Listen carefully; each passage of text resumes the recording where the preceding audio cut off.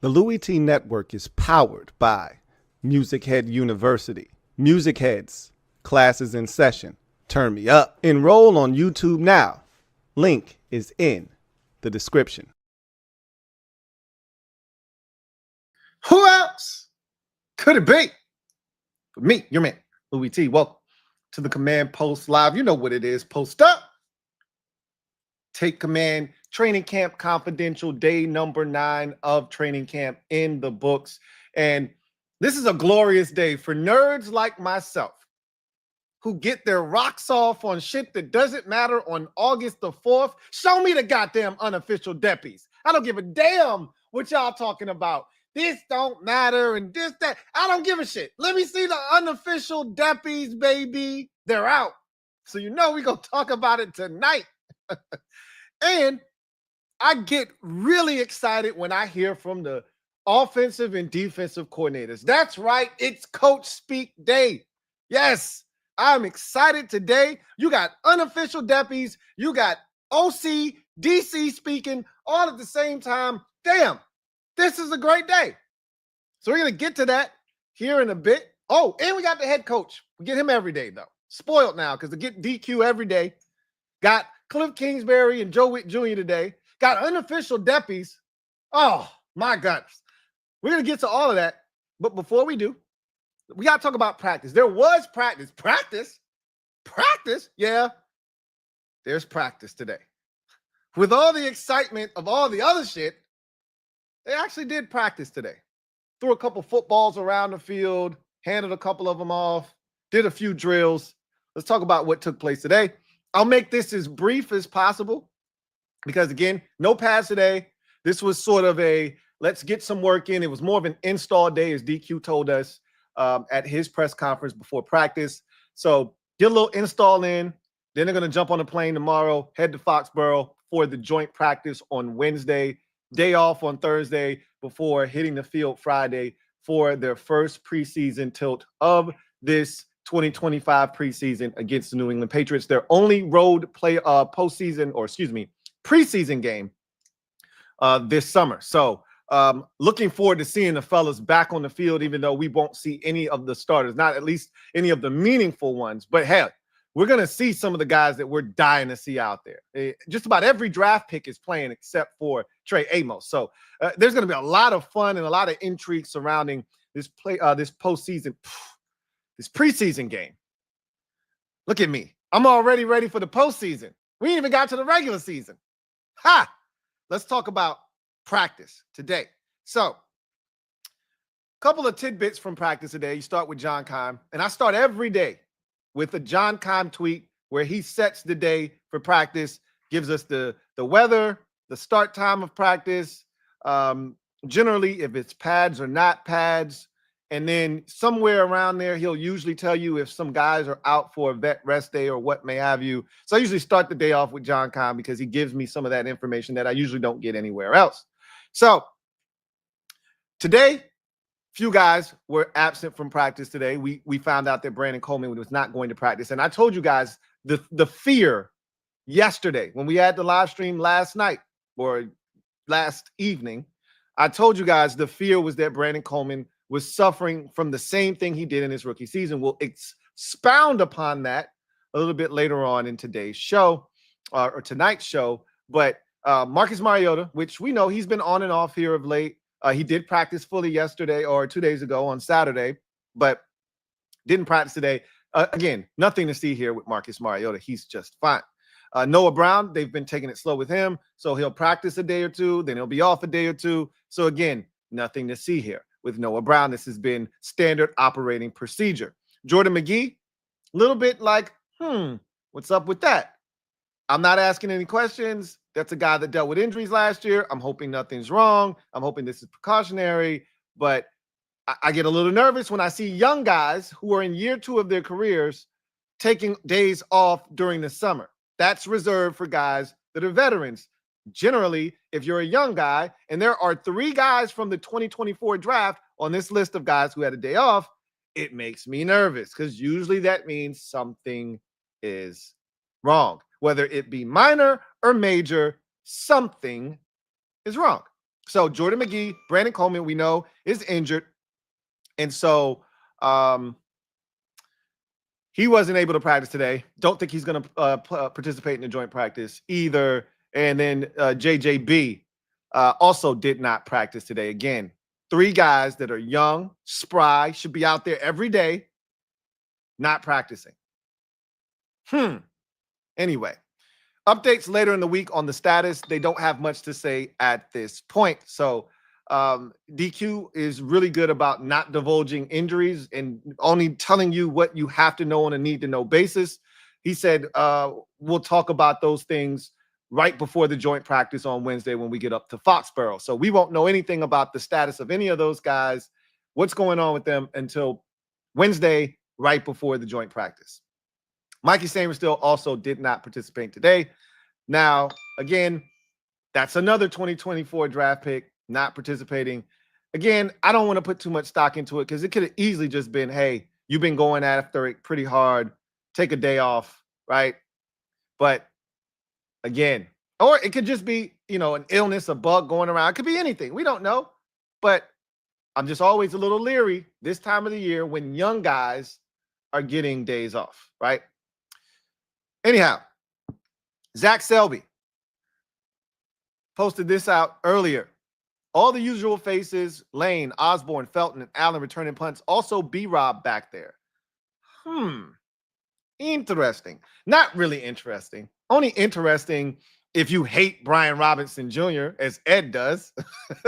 So then it becomes really interesting, right? Not really interesting if you're keeping it a buck. They're not putting Brian Robinson Jr. back to return punts in any situation ever. Like, we could be down to no return men, and I doubt they put Brian Robinson Jr. back there to return punts. Okay. I can confirm that Brian Robinson Jr. was, in fact, over there where they were returning punts. I can also not confirm, but almost 100% confirm that he did not field a single punt. So there's that. He was standing over there, is what I was told. He was merely over there in the vicinity. You take a quick glance, you see guys returning punts, you see a line, you see B-Rob over there, you go, huh. And then you go on to something else, right? Don't need to stay there because guess what?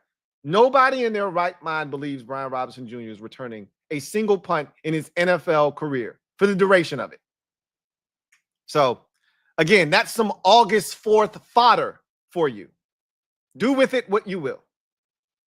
This is more important. I saved the best for last. This is the most important thing I will say to you today about practice, because it was a non-padded practice with just helmets on, no shells. Matt Gay, I told you yesterday, Money Matt is what I'm going to call him, has been stellar this camp, has been banging them home from 50 plus all summer long. We might actually finally have us a kicker, and he's still relatively young, is Matt Gay. And in kicker years, you could be 31. You got 10 more years in you, right? You got 10 more years. I don't give a shit if he's 31, he's 21, or he's 51. If he's hitting them from 55, he's all right with me.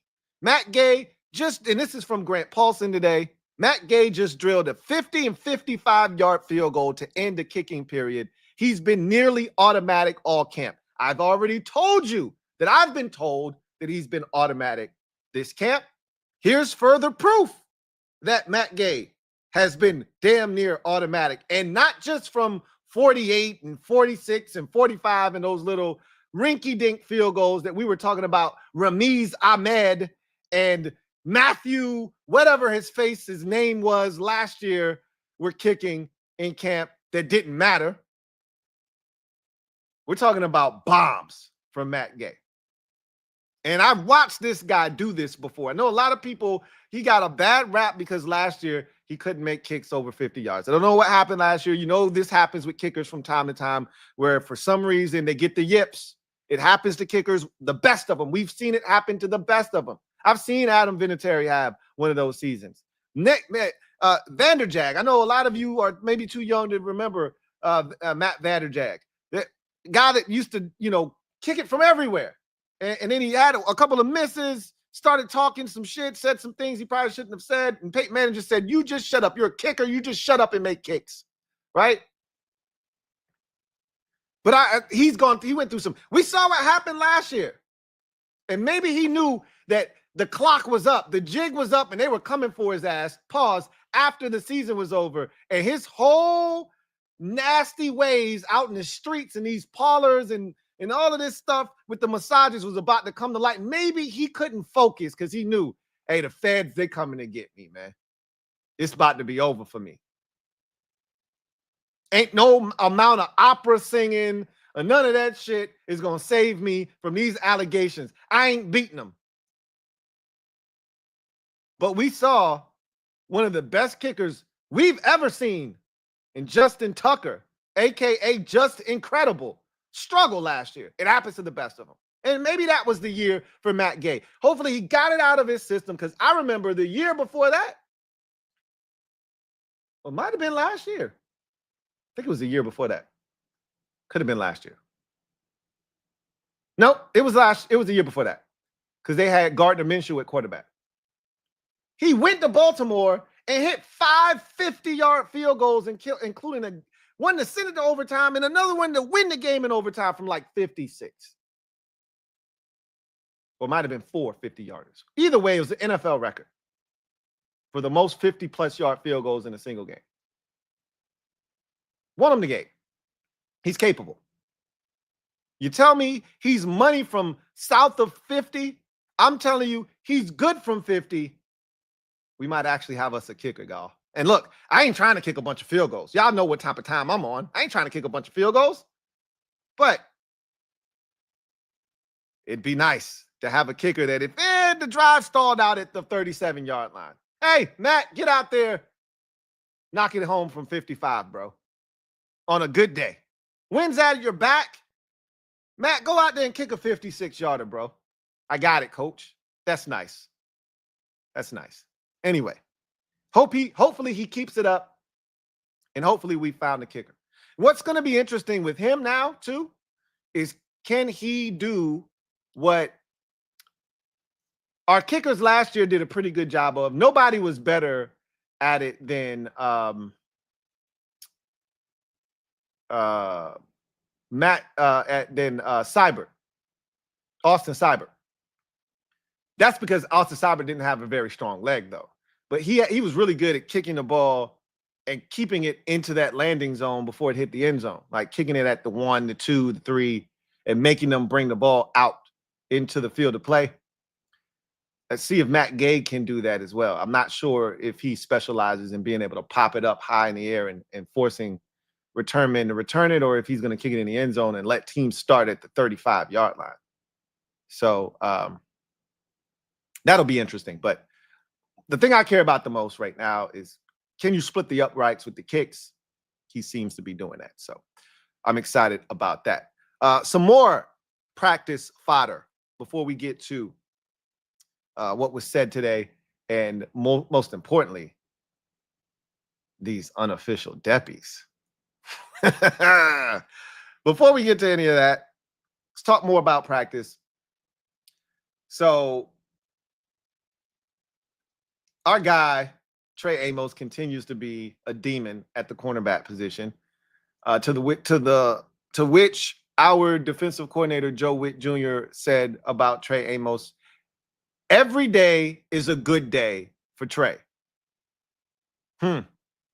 Reminds me of a certain somebody last year that we drafted pretty high in the draft. I wonder who. Never mind. Also reminds me a little bit of Ice Cube. But anyway, today was another good day for Trey. Picked off Jaden Daniels on a pass that should have been caught by your boy, Chris Moore. Had a pass breakup on Luke McCaffrey. What's new? And just continues to be ubiquitous on the football field Love this guy. Love what he's brought to the table. Again, I can't wait to see him against real competition. I pray. I've got my hands together. I'm looking to the football skies, and I'm praying that the Cincinnati Bengals do us a solid on August the 18th and play their starters. Just let me get one possession with Joseph R. Burrow and Jamar F. Chase and T. Higgins, please. One possession. That's it. I just want to see what it looks like when he's not going up against Luke McCaffrey and Chris Moore and Ja'Cory Brooks. I just want to see what it looks like when he's going up against real NFL talent, not named Deebo Samuel. I just want to see what it looks like once before the season starts. That's it. Then you can put him away for good. And then I'm like, hey, we can just wait until September when it all counts. I just want to see it once. Please. Pretty please. Anyway, he'll get some work, hopefully against New England in these joint practices against Stephon Diggs, but I've got my sights set on bigger targets. So we got some real dogs in this division at the receiver position. No disrespect to Stephon Diggs, but he ain't that guy no more. Not like CeeDee Lamb, all right? Not like A.J. Brown, not like Arthur Juan Brown and C. Darius Lamb or C. Darian Lamb. We got some dogs in this division. Not to mention Jaden's boy, week 1. Be nice, and Malik Neighbors, of course. Be nice to get some work in here before we got to see Malik Neighbors in week 1 against the Giants. But he continues to eat up the competition like Pac-Man. Yum, yum, eat them up. Yum, yum, eat them up. Look, if they put inferior receivers in front of you, shut them down. Lock them up. Lock him up. Lock him up. Click, clack. Deebo Samuel continues to be the one shining star at the receiver position. Lord knows we've needed him to be. Another deep ball caught from Jaden Daniels. It seems like that has become a daily occurrence in camp. Deebo catching one over the shoulder on a deep pass from Jaden Daniels. Seems to happen just about every practice. The good thing is Deebo's getting a lot of wide receiver work. The bad news is Deebo's getting a lot of wide receiver work. Another good thing is they're not showing their hand to the media in all of the creative and dynamic ways they're going to have to utilize him. They don't want to put that out there for the crowd to see. They don't want to put that out there for the media to see. But best believe when the cameras are down and the microphones are gone and no one's in the stands watching, they're going to have him all over the field. I think Kliff gave us a little inkling into how that can, come into configuration and how it can come into focus here in the near future. We'll talk about that when we talk about what Kliff had to say today.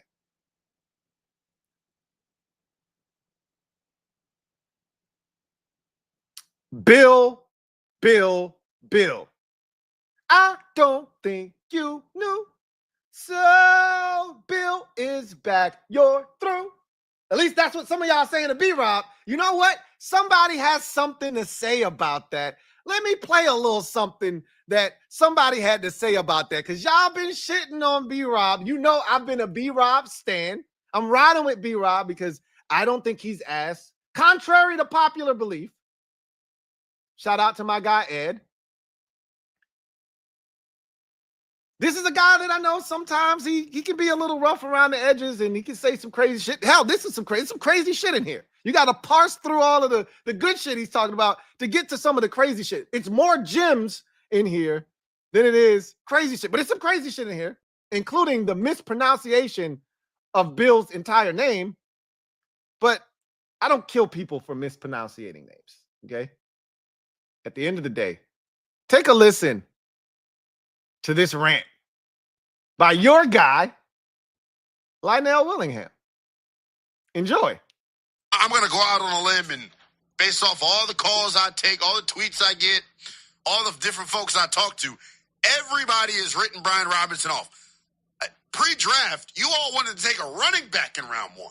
You all wanted to go Omarion Hampton, Travion Henderson. So yes, this fan base, in my opinion, has 110% written off Brian Robinson Jr. You know what I say to that? You're a bunch of idiots. Tell Lou DiPietro, Metal Chris, to clip that off. Anybody writing Brian Robinson off, writing Brian Robinson off for the 2025 season is an idiot. That's how I feel about it. You know I don't like the name call, but this one's got me hot. This one's got me hot. Everybody and their mama, everywhere you turn in the draft, we need a home run hitter. We need a guy that can, take some of the pressure off of Jaden. We need to get more explosive. You know what we needed to do? We needed to do what the hell we did. And that's improve this offensive line. That's why the running game fell off of a damn cliff last year. The interior of the offensive line, Sam Cosmi, Nick Allegretti, Tyler Biotish, got their ass whipped down the stretch last year. Do I need to remind you all of the trip to New Orleans? Huh? Do I need to remind you all of that? Do I need to remind you all of the first Philadelphia Eagles matchup where Jalen Carter completely manhandled our offensive line? So before you start writing off Brian Robinson, think about some of the ancillary factors that contributed to his statistical drop-off. Acting like the guy is a charity case. You guys act like he's a D3 player. You act like he's a YMCA gym teacher. This is Brian freaking Robinson, people. I think he will be the leading rusher next year for the Washington Commanders. I don't know if he leads them in touchdowns, because if you all don't know, I think Deebo Samuel comes in and has a pretty good year in the red zone himself. But yeah, I think Brian Robinson will be the leading rusher this year. I got people on social media adding me about Ja'Cory Krosky-Moret, a 7th-round running back who didn't even play last year. That's who you people are blowing up my mentions about when it comes to the running back position. We act as if Brian Robinson is completely fallen off the face of the earth. It's amazing. Mike Clay of ESPN, during his 2025 projections for the season, has Brian Robinson as the leading rusher and leading touchdown scorer for the Washington Commanders in 2025. I happen to agree with him. I know you all don't, though, because everyone in this fan base has written off Brian Robinson. It has been my biggest issue, my biggest gripe with this entire offseason, is people acting as if Brian Robinson forgot how to play football.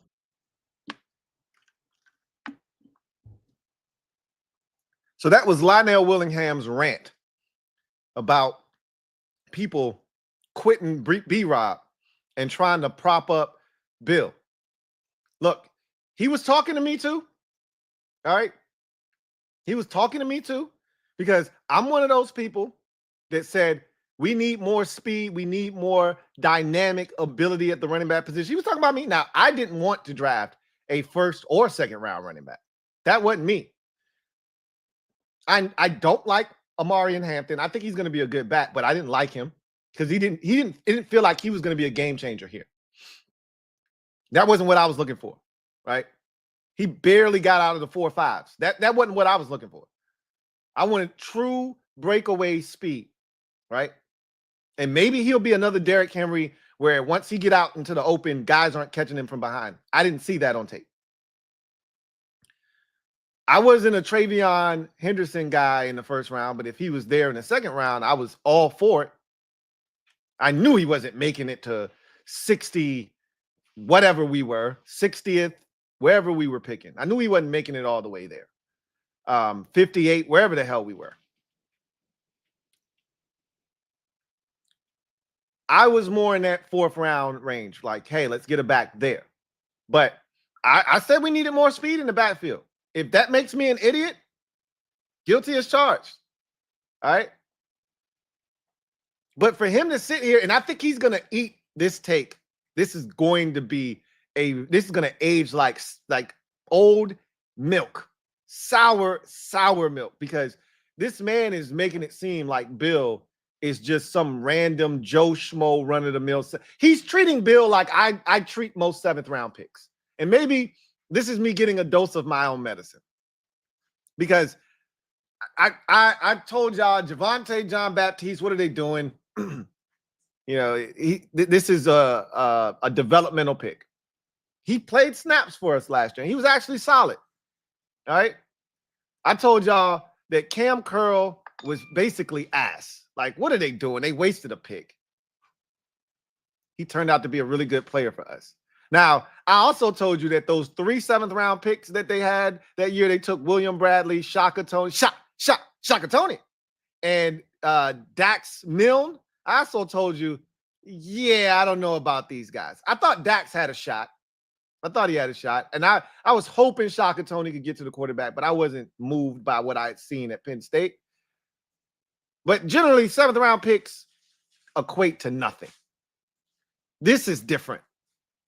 This feels different. This looks different. And today, Bill had another one of those runs that makes you go, that's the thing that makes you go, You've all seen the video. There's plenty of them circulating. Ed had one on his page. I seen a clean version of it on somebody posted it. I think the fellas put it in our group text. A TikTok one where it was clean. Bounced it. He got into the hole, bounced it out to the left, made one cut, and accelerated through the entire defense. He's different, man. He's different. But again, we're going to find out over the course of the next 3 weeks just how different he is. And if this is all a mirage or he's like that.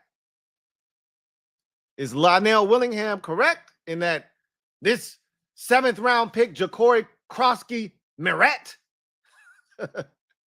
is just some 7th-round bum y'all trying to prop up? Or is he really like that? And he's going to have to eat his words 2-3 months from now. I'll bet on the latter, that this kid is the truth and he's legit. Both can be true simultaneously, right? These do not have to be mutually exclusive. B-Rob can lead the team in rushing, lead the team in touchdowns scored, and Ja'Cory Krosky-Merritt can also emerge as the running back of the future and be a beast this season. Those two things can happen simultaneously. We'll see. I'm not banking on both of those things happening simultaneously because it feels like one has to happen at the expense of the other. But if Bill maximizes his touches, he can still be explosive and dynamic, still show that he could be the future of this team at the running back position, but still not lead the league in carries, lead the team in carries, lead the team in yards, and lead the team in touchdowns. But he could still have 3 runs over 40 yards and 2 over 50 and leave us speechless and saying, that's the guy. That's the guy, right? So, hold on. I saw a trade. Oh, shit. I saw a trade involving the Raiders. Anytime I see trade now, I'm like, wait a minute. That ain't our guy, is it? Nope. Just some end of the roster swapping of pieces.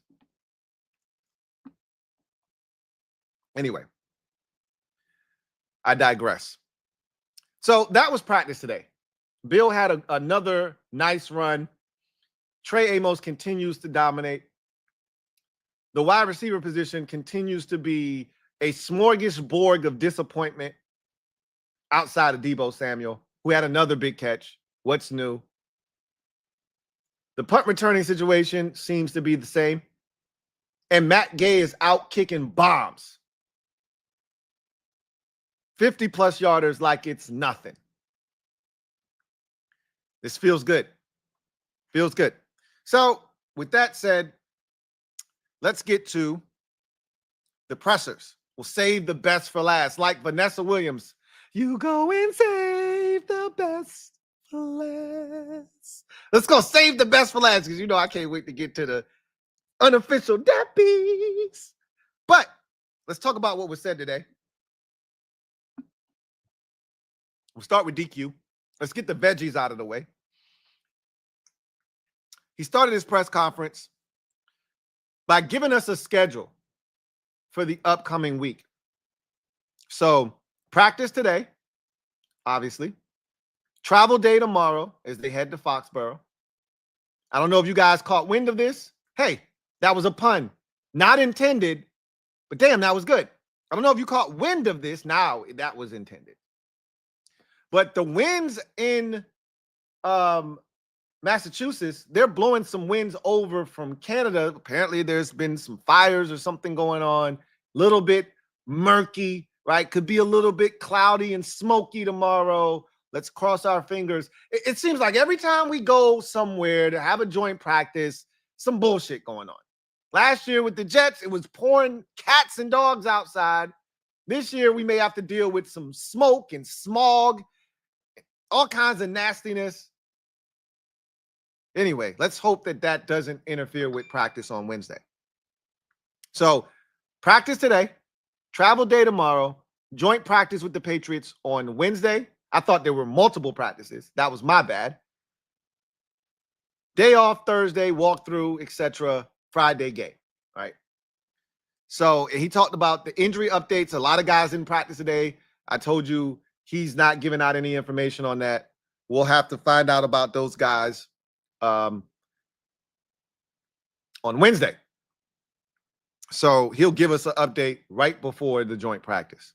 I'm going to go out on a limb and say that Brandon Coleman will not be participating, which sucks because this feels like a repeat of last year. Speaking of which, no Brandon Coleman. John Kahn followed that up with a question on Brandon Coleman, who left practice, did not return on Saturday.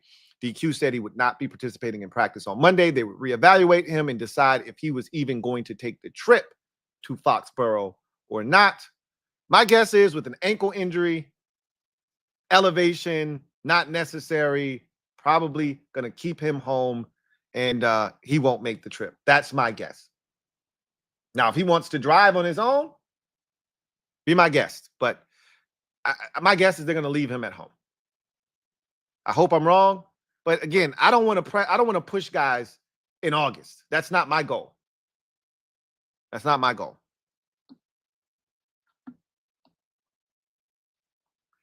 So DQ talked about a couple of topics on defense. He talked about the things he likes about the defense so far. He said, this, that shit I do like. Man-to-man emphasis. Something that we really couldn't play with regularity last year because we just didn't have the horses at the cornerback position. Well, defensive coordinator Joe Whitt Jr. has made it abundantly clear that he is a man-to-man coach. It allows him to be more aggressive with what he can call. And if he can trust guys to hold up in man coverage, which he thinks he has 3 guys that can across the board, and even the guys on the bench, and Noah Igbenogany and Jonathan Jones also can hold up when pressed into duty. He feels good about his man coverage, and DQ likes what he's seen to this point with Trey Amos, Marshawn Lattimore, and Mikey Samerstill. He said he likes the communication. You know, DQ talks about, I need to hear you before I even see you. So he likes the communication that's taking place so far. He likes the utilization of the defensive line. He's like, I like how he's mixing and matching these guys up front. Getting the big guys in there, rotating them around, seeing what parts mix and match well together. I like it. Then he said, this, that shit I don't like. Forcing turnovers. That's that shit I don't like. Haven't done it again. So you're making me feel, I'm just telling you how I feel. This has nothing to do with you. This is all about me. This feels like another year where we're going to struggle to produce turnovers. Unless the ball is bouncing our way, bouncing around. Or guys like Trey Amos and Marshawn Lattimore and Mikey Samerstill and Quan Martin and maybe even Will Harris are getting their hands on footballs. Sounds like another year where we're going to have to protect the ball at a high level because the defense ain't producing a damn thing. Just a thought. He said he's not too keen on the tackling right now. Still needs to see that, but really, you're in practice. You're not taking guys to the ground. So that makes sense that you're not necessarily overwhelmed by the tackling to this point because you really haven't seen it. That will change starting Wednesday into the preseason game on Friday. He was asked, can this defense play more man coverage with the personnel that they've assembled? And he said, that's the hope. That's what we're aiming for. Joe Whitt Jr. made it clear during his press conference. I'm a man coverage coach. I told you the corners are his baby. That's what he specializes in. So if he's giving them compliments and high praise, you know they out there playing some type of ball. So this defense is going to look different this year because they're going to be able to mix and match the coverages. DQ was like, normally in the summertime, it's a lot of zone. You're not asking your guys to play a lot of man this time of the year. Well, Joe's been putting these boys on islands and saying, hey, get after it. And again, I hate to beat a dead horse because this horse has been long dead and I'm beating the shit out of this horse, but I got to do it. It's a lot easier to play man coverage consistently when your receivers are Luke McCaffrey, Jacoby Jones, Braylon Sanders, Chris Moore. Do I need to go on? Like, this is Ja'Cory Brooks, Michael Gallup, like KJ Osborne. I'm not trying to shit on anybody. It just is what it is. It ain't a number one receiver in sight. Hell, I'm fighting and grasping for a number two outside of Debo. I don't think there's another number two on the roster after Debo. The best you get is a 3. They should be locking these boys up.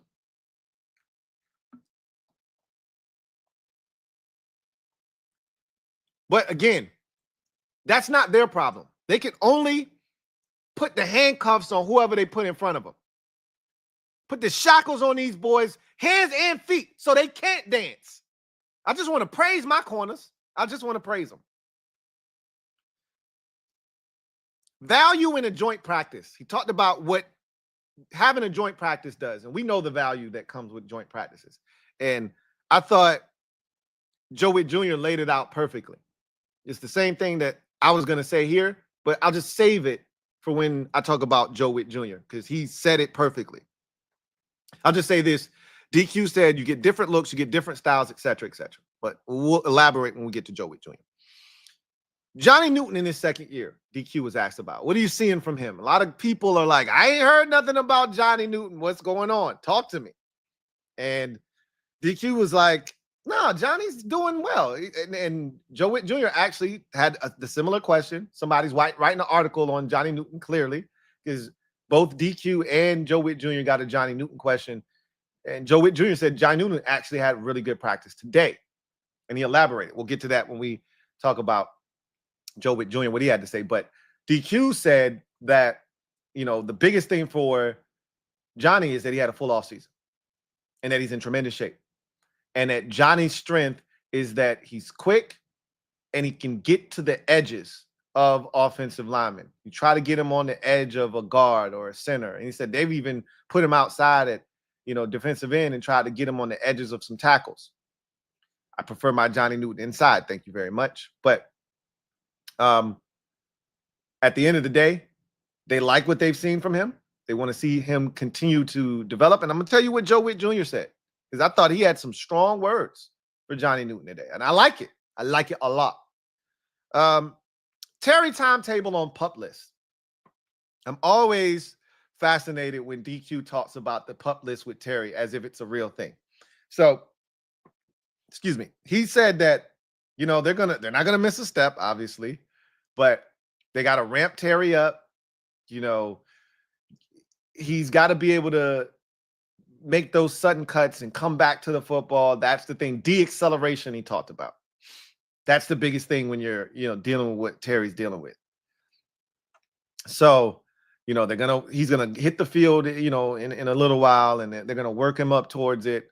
Translation: as soon as that deal is done, Terry will magically be able to get on the field, and they may try the pup list thing for a day or two, right? Just because he ain't been out there, you know, conditioning and all that stuff, so they don't want to, like, that's a real thing. Like ramping him up, that's a real thing. The whole ankle thing is bullshit. The ramp up period, once he signs a deal, is strictly for conditioning and soft tissue purposes. Like, we don't want to just throw him out there and ask him to have a full workload with guys that have been out there for, you know, 2-3 weeks, a month at a time. So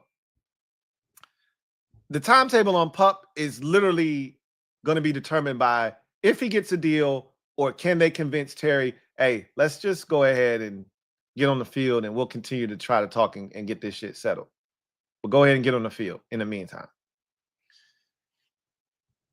B-Wags, he talked about him and his longevity and how he continues to just be an Iron Man. And he's like, some people think it's overworking what he does, but for him, it's his ability to train his body in that way. And B-Wags told us, like, I don't, as a veteran and an older player, I don't need to do less. I need to do more.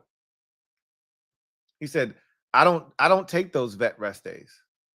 We've seen Zach Ertz take one. Ertz doesn't like them, but he's like, I know I got to take better care of myself, and sometimes I can be my own worst enemy, so I'm going to listen to DQ. But Von Miller already said, no, I love me a vet rest day. Send them joints my way. Laramie Tunsil done had about 5 of them hoes already, right? So B-Wags is like, nah, I need to work. My body needs to know. Ain't no days off. You playing 100% of the snaps, bro. So we playing 100% of the snaps that are available to us in the preseason, in practice, because I need to condition my body to be ready for when September hits. Go all the way to February if necessary. DQ was asked, can the left side of the offensive line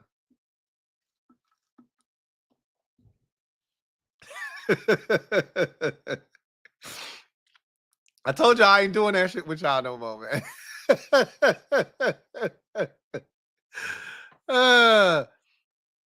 Can the left side of the offensive line be the go-to side, the dominant side?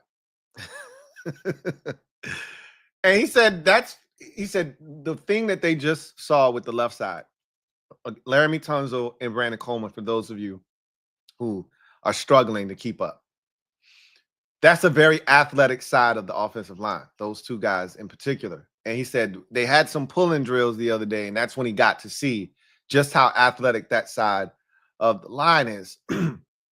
So he's like, it's going to be really interesting to see if they can be cohesive, if they can start to show signs of working together and being dominant. But that's what you try to establish, is something that can be your bread and butter, a staple. You need a yard. Hey, we running it over here. Can you stop it? That's what you would love to develop. He talked about the ramp-up period for Terry. I basically went over that already. He talked about the biggest leap from Kliff as an offensive coordinator, and he said it really isn't necessarily Kliff himself as it is more so the staff and the collaboration growth that you're seeing. He said there were so many differences last year with the guys on the staff, and he's not wrong. I remember Tavita Pritchard talking about this earlier in the offseason when they had an assistant coaches media day. And he said him and Kliff couldn't have been from two more different worlds. Like, Tavita comes from David Shaw and that Stanford 3 yards in a cloud of dust offense, right? 3 tight end sets, 50-60% of the time, right? Play action fake, everything kind of methodical and slow, and a throwback to the 90s and 80s. And Kliff is like, nah, spread that shit out. Let's pitch the ball around the yard. And so they had to, kind of get on the same page. And so now that you've got a year banked away. They're all on the same page. They all speak the same language. They all understand what Kliff is trying to accomplish. And so he said that the collaboration growth between the staff, because everybody's back, that continuity and that growth is really where you're going to see the biggest leaps take place. Gave a Sam Cosmi update. Nothing really here to hear other than, hey, week 1 still not off the table. You already know. All in for week 1 over here. This guy. That's right. I still think he's going to be out week 1. My target date is week 3. I have already guaranteed you Sam Cosmi will not start the season on the PUP list. And DQ said there's still a lot of time between now and then to determine whether he'll start the season on the PUP list. That's the thing that I'm banking on. If they tell me he's not starting on the PUP list, if they take him off the PUP list, that tells me they expect him to be ready before week 4. Week 5 would be the earliest he could play. But that tells me that if they feel like he might not be ready by week 4, then why even take him off the PUP list? You're holding up a roster spot that you don't have to. So he's going to be off the PUP list. But DQ said it's one thing to be over doing individual drills, working out, running by yourself. It's another thing to be blocking someone, having 300 pounds of weight that you're trying to resist, or, having your body hold up. That's a whole different animal. So he's like, there's a lot of work that still needs to be done for Sam to get where they're ready to turn him loose. But he's taking steps. That's all we can ask at this point. He talked about install periods. Today was an install period. He said after they come back from New England, there's such a big gap between the game on Friday versus New England and then the game on Monday, the second preseason game against Cincinnati. So he said they're going to take that opportunity to maybe get another couple of install periods in that time frame. And then they're going to really start to hone in on the finer details, the granular details of the things that they've learned, expand on things that were successful last year. But they're still in the install phase right now. He talked about the difference between a good and a bad practice, things that he's looking for. One of the things he's preached since he's gotten here, pre-snap penalties versus combative penalties. Like, he can't deal with the pre-snap penalties. The combative penalties, you don't want them, but you understand how they can take place and you want to correct those. The pre-snap ones, that's like Jaden telling Ja'Cory Brooks, hey, bro, get out the huddle. Get out. Get me somebody else in here. Won't got time for that shit. Like, those are so avoidable. Knowing where to line up, not false starting, right? That sort of thing, those are avoidable penalties. The holding, the illegal contact, the illegal man downfield, you don't want that. But in the rhythm of a play, if you're being coached 1,000, 2 1,000, 3 1,000, take off, and the screen delays for some reason, and you take off and the ball's not thrown until 3 1,000, you might already be down the field. It might not be thrown till 4 1,000. You already passed the extra yard or two that you get for it to be a penalty. Illegal man downfield. Shit happens, right? But you want to avoid altogether the pre-snap penalties because those are self-inflicted. But he said there are 3 things he looks for in a practice. And if these things show up consistently, it's a good day. Energy, communication, urgency. He's like, I don't want you to be in a hurry, but I do want to see tempo. I do want to see guys in and out of the huddle. I do want to see a guy coming across the field in ghost motion as fast as he can. I want to see urgency. I don't want to see you rushing and making mistakes, but I do want to see an energy and an urgency about how we work. Makes sense? Makes sense. And then he talked about the red zone and how pivotal the red zone is. We know how important the red zone is. That's where points get scored in this league for the most part. He talked about the situational work that's been taking place in the red zone and how he's been a huge fan of it this particular training camp, because they do a lot of red zone, but they also, have red zone in 2 minute kind of converge, and it creates these gotta have it moments that he's like, they're unintentional. It's a byproduct. It's an unintended consequence of doing red zone and 2 minute. And he said, you'll have a running clock at times. It'll be the last play. You don't have time to huddle up and get your best play. You got to hurry up, run to the line of scrimmage. The ball has to be in the end zone. And they've had 2 such plays, and they both resulted in touchdowns. One of them, we saw the Jalen Lane touchdown, right? Was one of those type of plays in the red zone. Got to have it. So he said he loves when those situations present themselves, because that's how you prepare yourself for those moments. Again, that's one thing I love about DQ is he over prepares this team. We're over prepared for the moment. So when it arrives, I liken it to you've all been in high school, and some of you played sports.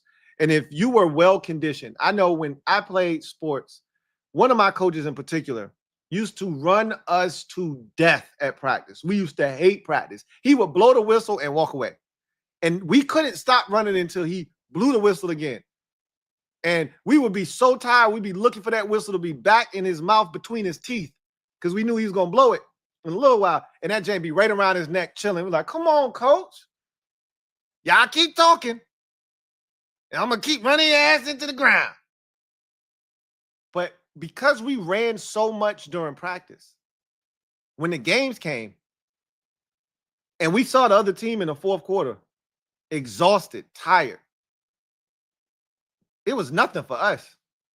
And I liken it to that with DQ. We stress and we go over situations so much. You know how much I stress situational football. I killed Scott Turner for having a lack of situational awareness. I murdered EB for the same thing. So you know how big I am. Ron Rivera was a tool when it came to situational awareness. And I have a soft spot for Ron Rivera. Knowing all of the things that he changed in that building and in the relationships he created, I have a soft spot for Ron. But Ron as a coach in those critical moments was awful. DQ is the polar opposite. Other end of the spectrum. This team is over-prepared for those moments, so when they happen, it's like practice. It's nothing. Let's get to Kliff Kingsbury next. He started out his press conference talking about Jaden Daniels. Of course, who else would he start his press conference talking about? He said that Jaden is so locked in. He's treating every rep this offseason, summer, like it's a game. He said he's gotten so much better with his throwaways, keeping them on schedule. He's gotten so much better with carrying out his fakes. It feels more like a professional operation this time around. Because when you're an elite quarterback, it's about finding something to get better at every year. Jaden's thing this year was footwork, remaining a passer in the pocket even when there's trash around or you scramble out of the pocket, keeping your eyes up down the field, remaining a passer. He said he's going to throw the football away, stay on schedule when things aren't there, and obviously carrying out fakes, right? He's a threat as a runner. So him carrying out a fake is important because one of those times he might keep that bitch and go out the back door with it. But it's got to look the same every time, right? Got to keep that defensive end honest. And just when he thought it was safe, oops, there goes another JD5 out the back door. He talked about Debo, Kliff Kingsbury. He said, Debo has this innate ability to be energetic, to be forceful, to make plays. First one in the line of every drill. He's a competitor. He said, we love it. This guy's going to be an asset for us. We're glad he's here. And he continues to make plays in camp. He talked about Bill having flashes in camp. Had another one today. We talked about that already. And he talked about Debo as a weapon. He said of Bill, he's looked good. He's had some plays. We want to see, and he's echoing the same thing we've heard from DQ. Like, I think the coaches are at the point with Bill where they want to see if it's real. Don't want to give him too much praise. Don't want to blow this kid up. It's almost like what they did with Jaden last year. They knew last year. They knew. They know with Trey Amos right now. They know. They know. They know. They know. They know. They know they got one. But you can't say it because they got to see it. Their eyes aren't lying to them. But they need to see it against another defense. They need to see it when there's live bullets. He can get hit. Can he keep his balance? Can he make a guy miss? He said he wants to see him in these preseason games, the joint practices, the preseason games, etc. As far as Debo as a weapon, he said that one of the things and I don't know if you guys caught wind of this, but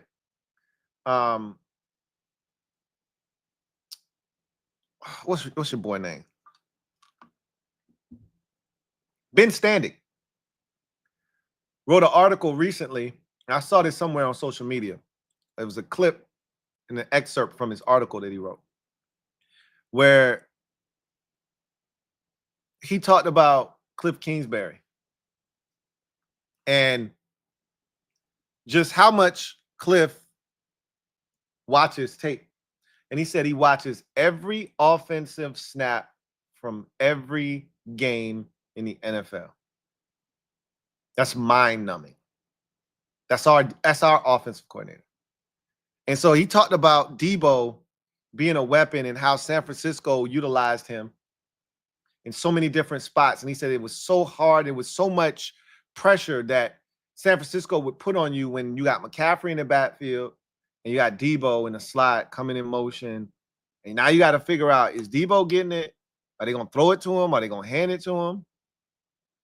Is McCaffrey getting it? It's a lot to think about. That's how they want to utilize Debo Samuel. And if Bill can be added into that equation, if you've got a run game that's also starting to percolate, and you got to worry about Debo, you got to worry about Terry, you got to worry about Ertz. Can't stop everybody. It could get really, really interesting. He talked about Luke McCaffrey and what year 2 looks like thus far. And he said the biggest thing for Luke, he said, first of all, it's night and day difference. We've heard that before when talking about second-year guys. But he said the confidence that Luke's playing with right now, way different than last year. Last year, they had him playing all over the field. And, you know, his head was sort of spinning. He was trying to figure everything out. Remember, last year was Luke's 3rd year playing the receiver position as a whole. And they had him playing all 3 receiver positions last year. So it was a lot.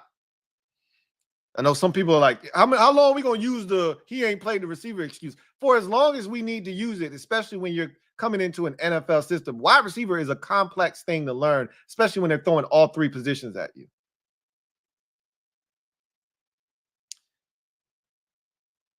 He said that out of necessity, Luke's played a lot outside. He's probably more of a slot receiver.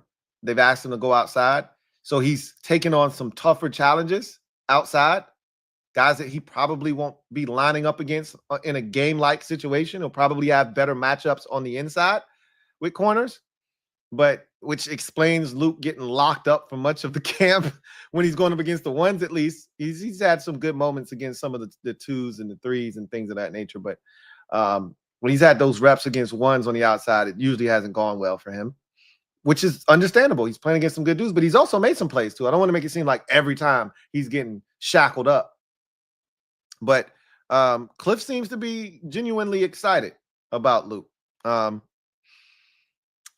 He said about Sam Hartman, this was probably one of the more interesting things he said. He said a lot of interesting things, did Kliff, but I talked about literally yesterday, I talked about the third quarterback competition because they really want Sam Hartman to be their third quarterback. But he's got to win the job. They're not just going to give it to him. Because again, as I mentioned yesterday, Sam, your third quarterback is literally 2 snaps away from being in the game. So you got to be sure that this guy isn't going to come in and muck the game up. So he said Sam's camp, and Kliff was just as transparent and blunt as he could be. He said he's had an up and down camp. He said that, you know, the footwork, the mobility, you know, all of that looks good. But he said there's some decisions in there. There's, you know, the penchant for some turnovers that just makes them a little uncomfortable. You got to protect the ball a little bit better. He said, but Sam's, you know, working through shoulder surgery from the offseason, which, excuse me, did anybody know about that surgery? I didn't know about shoulder surgery for Sam Hartman. Not that it matters, but I wasn't aware that shoulder surgery needed to take place. So that's something that we learned there. So he's like, Sam's always been a gamer, which he's not necessarily wrong about that. But even when he was at Notre Dame, there was always a penchant for, like, Sam would be cooking and then it would be one of those throws. You go, Sam, what the F was that, bro? Like, how? Why? Where? When? Who? What? So I understand where Kliff is coming from. That third quarterback competition is real, but he said we're going to see a lot of Sam, which we already knew. We're going to see a lot of Sam in the preseason. This is his chance to solidify himself. The Marcus injury gave him an opportunity that he wasn't going to get, which is taking a ton of second-team reps. They've gotten to see him a little bit more than they would have had Marcus been healthy and taking those reps. He better take advantage, or else he's not going to be off the roster, right? Like, he'll be on the practice squad, but he doesn't want to be on the practice squad for a second consecutive year. Like, he wants to be on the active roster. This is his chance. You keep BSing around, and eventually they're going to go draft a guy to take your spot or bring in an undrafted guy that's better than you to take your spot. Either way, stake your claim. Be Jaden's Frank Reich. Be Peyton Manning's Curtis Painter. Like, be Eli Manning's Jared Lorenzen. Okay, I went too far. You get what I'm saying. The backup that never plays. Just be that guy. Don't F this up. He talked about the running back room.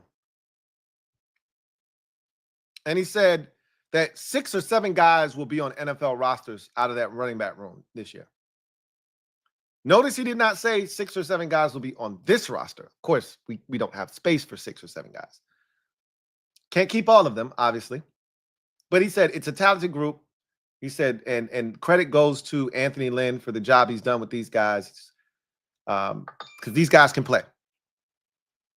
And he went down the list, talked about Bill, he talked about B-Rob, he talked about Eck, he talked about J-Mac, he talked about Chris Rodriguez, C-Rod, he talked about Demetric Felton, and he talked about Cass, but all in passing. Most of those dudes in passing. He did a Jay Gruden, if you recall. Jay would list every single back we had. What was Jay Gruden's favorite back? What was his name? I forgot his name. He had that one run against the Bears. There's always that one run. We'll always remember that run. Him and Capri Bibbs were Jay's guys. I forgot the dude, though. Y'all know who I'm talking about. So they asked Kliff about areas of improvement. I really think the question was more surrounding, like, how are you better as a coach? What are some things you need to improve upon? But he took it as, like, what can we do? And he said, we got to have better ball security. He said last year against the Eagles, we had like 9 turnovers in the games against the Eagles. So we got to be better. And he said it's year 2 in the system for a lot of guys. Some of those second-year guys want to see them step up in year 2, but this is year 2 for most of the roster. So take advantage, right? So I see the comments. Y'all still ain't named the dude I'm talking about. It ain't Matt Jones. Who? Yes, there it is. Matt Jones. It ain't Matt Jones. It's Mac Brown I was talking about. Shout out to Kyle. Mac Brown is who. Jay loved him some Mac Brown, boy. Mac Brown. Kliff talked about being more consistent this year. He said the thing that they have to do. Last year, he was like, it was a lot easier to be under the radar, sneak up on some teams. You could give teams your best shot because, you know, who are we? It reminded me of week 3, right? Troy Aikman talking about how the 0-2 Bengals about to get their shit off. Joe Burrow's about to break out. T. Higgins making his debut in 2024. So they were going to be at full strength, and Joe was going to have him a night. And Joe did have him a night. Our guy just had a better night. And so you were able to go in and play free because there were no expectations. Nobody was checking for us. He's like, it's going to be different this year. We got to be consistent. We can't have the mistakes. You know, you can't have the games where you have, touchdowns taken off the board due to penalties and win with 7 field goals. That ain't happening this year. You're not going to have the Hail Mary bail you out of a game that you should have dominated and won by 2 scores because you had a couple of touchdowns called back, or a touchdown and 1 down to the 1 called back due to penalty. Like, you got to be more consistent. Can't have the Steelers game where you should have won that game going away, but you missed opportunities, you dropped passes, you missed open receivers. You put yourself in a bad spot. So he said we got to be more consistent this year. I agree. He talked about Laramie Tunsil and what he brings to the table. And he said Laramie is a guy that you can just turn him loose and leave him out there on an island by himself. Single him up. Don't have to worry about it. And it allows you to get your eligibles out. And we talked about that. Laramie helps unlock this offense. If we ever get Josh Connolly Jr. to play at the level that we feel like he's capable of, you fully unlock this offense.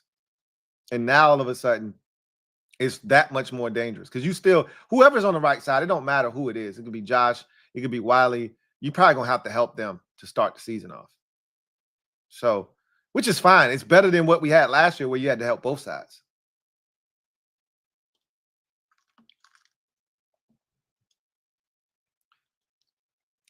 Speaking of Josh Connolly Jr., he said he's super talented. He's made the adjustment to right tackle. He feels like he's comfortable on that side now. He said now he just needs to work on his fundamentals. That's it. So he said, they're looking for him to be consistent. That's something that has eluded him, which is understandable, making the switch. And Connolly talked about that, and I talked about that yesterday. He talked about it on Saturday. A lot of people don't realize that there were a lot of adjustments that he had to make. One, moving to the right side and how that changes his whole technique and his whole posture and all of the muscle memory that comes with that. You got to erase it, strip it down, build it back up.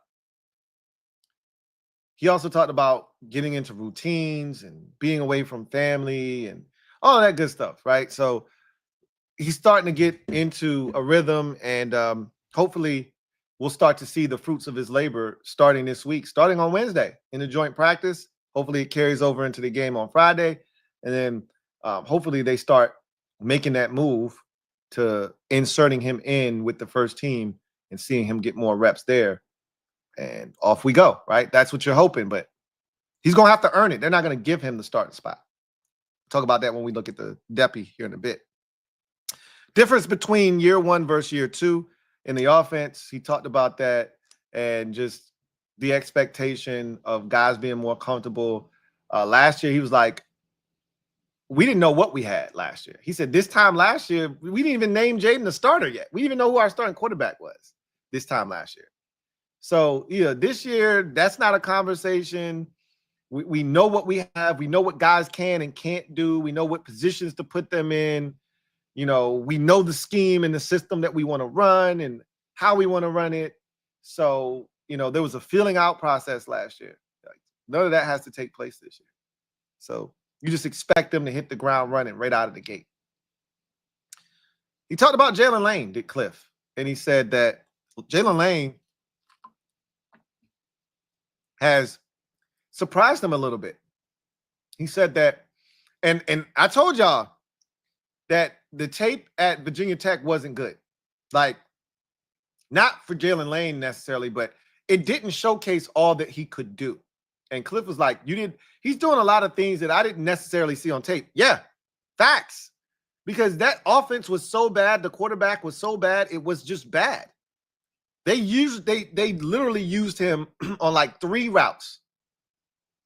Shallow cross, jets, and a jet sweep is not a route, but jet sweeps, wide receiver screens, shallow cross, and deep over routes. That's it.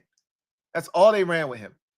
See him running through a zone on a deep over, right? You see him on a shallow cross. You see him on a jet sweep and then a wide receiver screen. That's pretty much the extent of jet. So you didn't know he could run routes. He's like, this guy runs an entire route tree. Didn't even know that. Couldn't see it on tape. Facts. So they may have stumbled into something here, right? He's like, man, he's fast.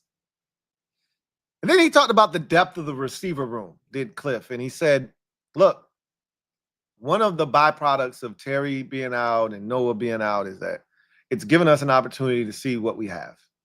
And you don't want those two to be out, obviously, but guess what? There could be a situation where those 2 guys are out. Now we know what we have and what we would have to do if that were to take place. Again, we don't want this to take place, but this is giving us a feel for what we have. I'm going to tell you right now, the shit he was saying, not a ringing endorsement of this. And it's really why I've been so critical of this receiving room. And again, I'm not killing, you know, the receiving room or the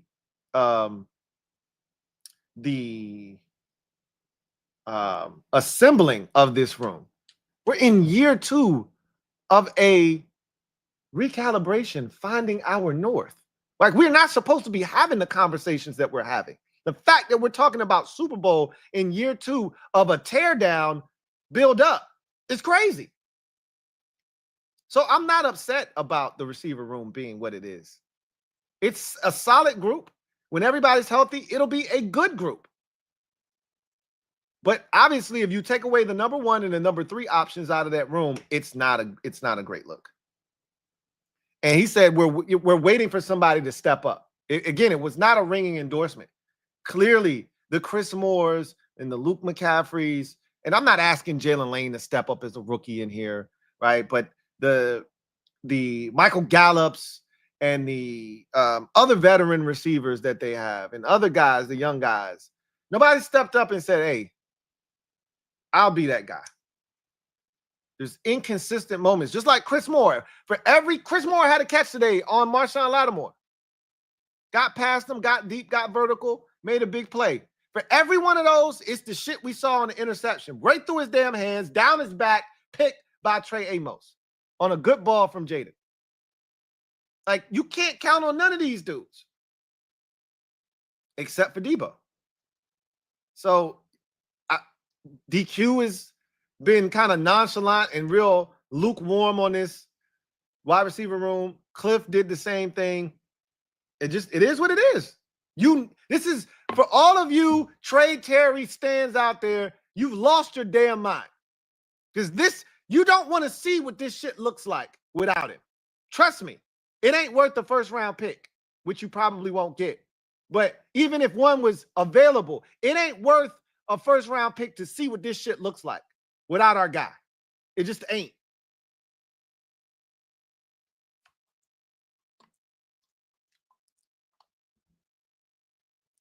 All right, let's get to Joe Whitt Jr. and what he said today. He started out talking about the cornerback room, which is his baby. And that's when he said that Trey Amos, every day is a good day for Trey, right? Love to hear it.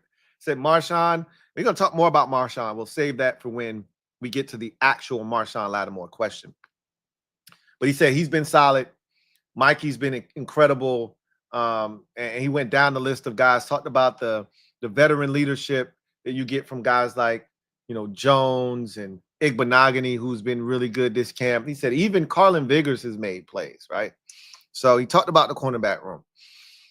He then was asked about Kane Medrano, and he pretty much regurgitated what he said in the spring, which is we're trying to find out what Kane is. Kane is trying to reveal to us who he is. Is he Jeremy Chin? Is he Frankie Louvu? Is he a cross of those guys? What can he do? What can we use him as? Where can he shine? We're still figuring that out. And these games, these joint practices are going to help them get a clearer picture of what Kane Medrano can be. He talked about Von Miller, and I can tell you this: Joe Whitt loves him a good veteran. He loves Bobby Wagner. I mean, it doesn't hurt when the guy's a future gold jacket wearer, right? It doesn't hurt. When you're talking about Bobby Wagner, he loves Frankie Louvu. I think he loves Deron Payne. He definitely loves Dorrance Armstrong. Clearly, he loves Dorrance. And he's like, Von, man, they asked him about in the classroom and on the field. He said, oh, I'm glad you asked. Let's start with the classroom. And he said Von's first day there, he put a clinic on in pass rushing in the meeting room. Like, guys were just like soaking it up. They were like sponges listening to Von Miller talk about, doing this and doing that and how to set a guy up and how to do this. And so he's like, you can see the influence that it's having on guys like Jacob Martin and Dorrance Armstrong and, guys like that. And so he then said on the field, he still got the juice. He's like, you see all these different moves in his bag, the speed, the power, the crossover, the spin. And he's like, it's just one after another. And you can see it rubbing off. He's like, now you're seeing guys like Dorrance take another step and adding things. Like Jacob Martin, when Von got here, added the crossover to his repertoire, right? He was working on that. So you're seeing the impact that he's having. And so Joe Whitt was very complimentary of Von Miller. Then he was asked about Marshawn Lattimore this year. And he said, you know what? Let me talk about Marshawn, because he's like, which I don't understand is this man, he's the biggest thing was he's been available this year. And the man was not available last year. And this was a problem. Like, he went through everything to get on the field, and he said he's a dog-ass competitor, and he went out there knowing he wasn't 100%, knowing that he probably wasn't at his best, but because we needed him, and he wanted to try to prove to us that this was the right decision, he went out there, but he was compromised. He said he's healthy, he looks good. He's like, he's my type of corner. He can get up and press. He can run with the receiver down the field. Good footwork. He's still playing at a high level. So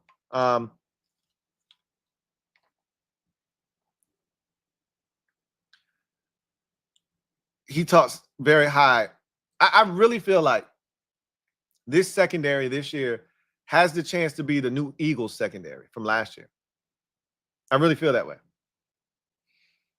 When you think about it, last year, they were so dominant on the back end. You couldn't get anything really over the top. You couldn't get anything past them. You had the rookie last year in Quinyon Mitchell, who played really well. They had another rookie in the slot in Cooper DeJean that was phenomenal, right? And then you had the wily vet on the outside opposite of Quinyon and Darius Slay. I feel like we got that. You got the wily vet in Marshawn Lattimore. You got the up-and-coming rookie in the slot, or out wide opposite of him in Trey Amos. And then you got a second-year guy in Mikey Sainristil that's, for all intents and purposes, a rookie in the slot in the NFL, but second-year player that's ready to dominate. And so I look at that group and I think they got it. That's why I said I think they're the best cornerback room with the depth that we have and the starters we put on the field. I think we're the best cornerback room. If you haven't watched that video, spoiler alert, best in the division, best in the conference, and fourth in the league, our cornerback room is. And I think Joe Whitt Jr. is really high on this group. And Marshawn Lattimore is one of the keys. Staying healthy is one of the keys. But even if we got to go to the bench, there's still a level of confidence that we have and the guys that we can put on the field. He talked about 11-man football. Like, so often when the run game is working against us and the run defense is coming into question, a lot of people point their finger at the defensive line. Like, it's funny because that play last year against the Eagles in the championship game, the first play defensively, all everybody wanted to talk about is Dante Fowler Jr. spinning out of a block, getting, knocked down, causing a 15-car pileup, including Bobby Wagner and others who tried to get there, stopping them from getting to the ball. But, okay, so what? That should happen. That was never supposed to be a 60-yard touchdown run. What everybody always chooses to omit is that both Jeremy Chin and Quan Martin both had an opportunity to get this man on the ground, and they both gave feeble attempts that allowed Saquon Barkley to get into the end zone. Like, let's not omit that. Yes, we've later found out that Quan Martin was playing with 2 separated shoulders, so you give him grace. What was Jeremy Chin's excuse? At the end of the day, to his point, it's 11-man football. It ain't always the defensive line fault. Sometimes it's the linebacker's fault. Sometimes it's the D-line fault. Sometimes it's both of their fault. Sometimes it's the secondary fault. Sometimes the corner pinches in too tight to the line, doesn't keep outside contained, lets the run get outside. Sometimes the safety comes down, doesn't fill the alley correctly, lets the run get outside, lets the run get up top, doesn't put a cap on it. He said same thing with the pass game. Sometimes corner's been covering for 4 seconds. That's way too damn long. It ain't no pressure. Sometimes it's the opposite. Corner, the pressure's getting there, but the corner's getting beat so quick, they playing too far off. It's pitch and catch. It's 11-man football. Everybody's got to do their job. Facts. He talked about Johnny Newton. So let's talk about Johnny Newton.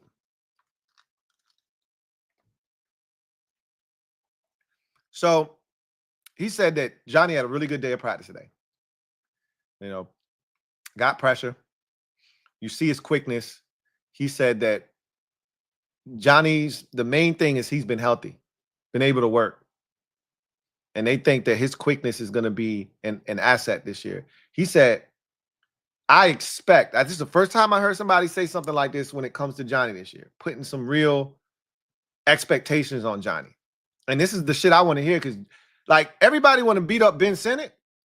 And that's cool. He was a 2nd-round pick. No, Johnny Ass was the one that was damn near a 1st-round pick. This is the guy that I swore about it. I said, hey, it's like we stole a 1st-round pick. I need to see that shit. He's the one I'm looking at, not Ben Sinnott. He's the one I'm looking at and saying, hey, I need it, bro. I need to see it.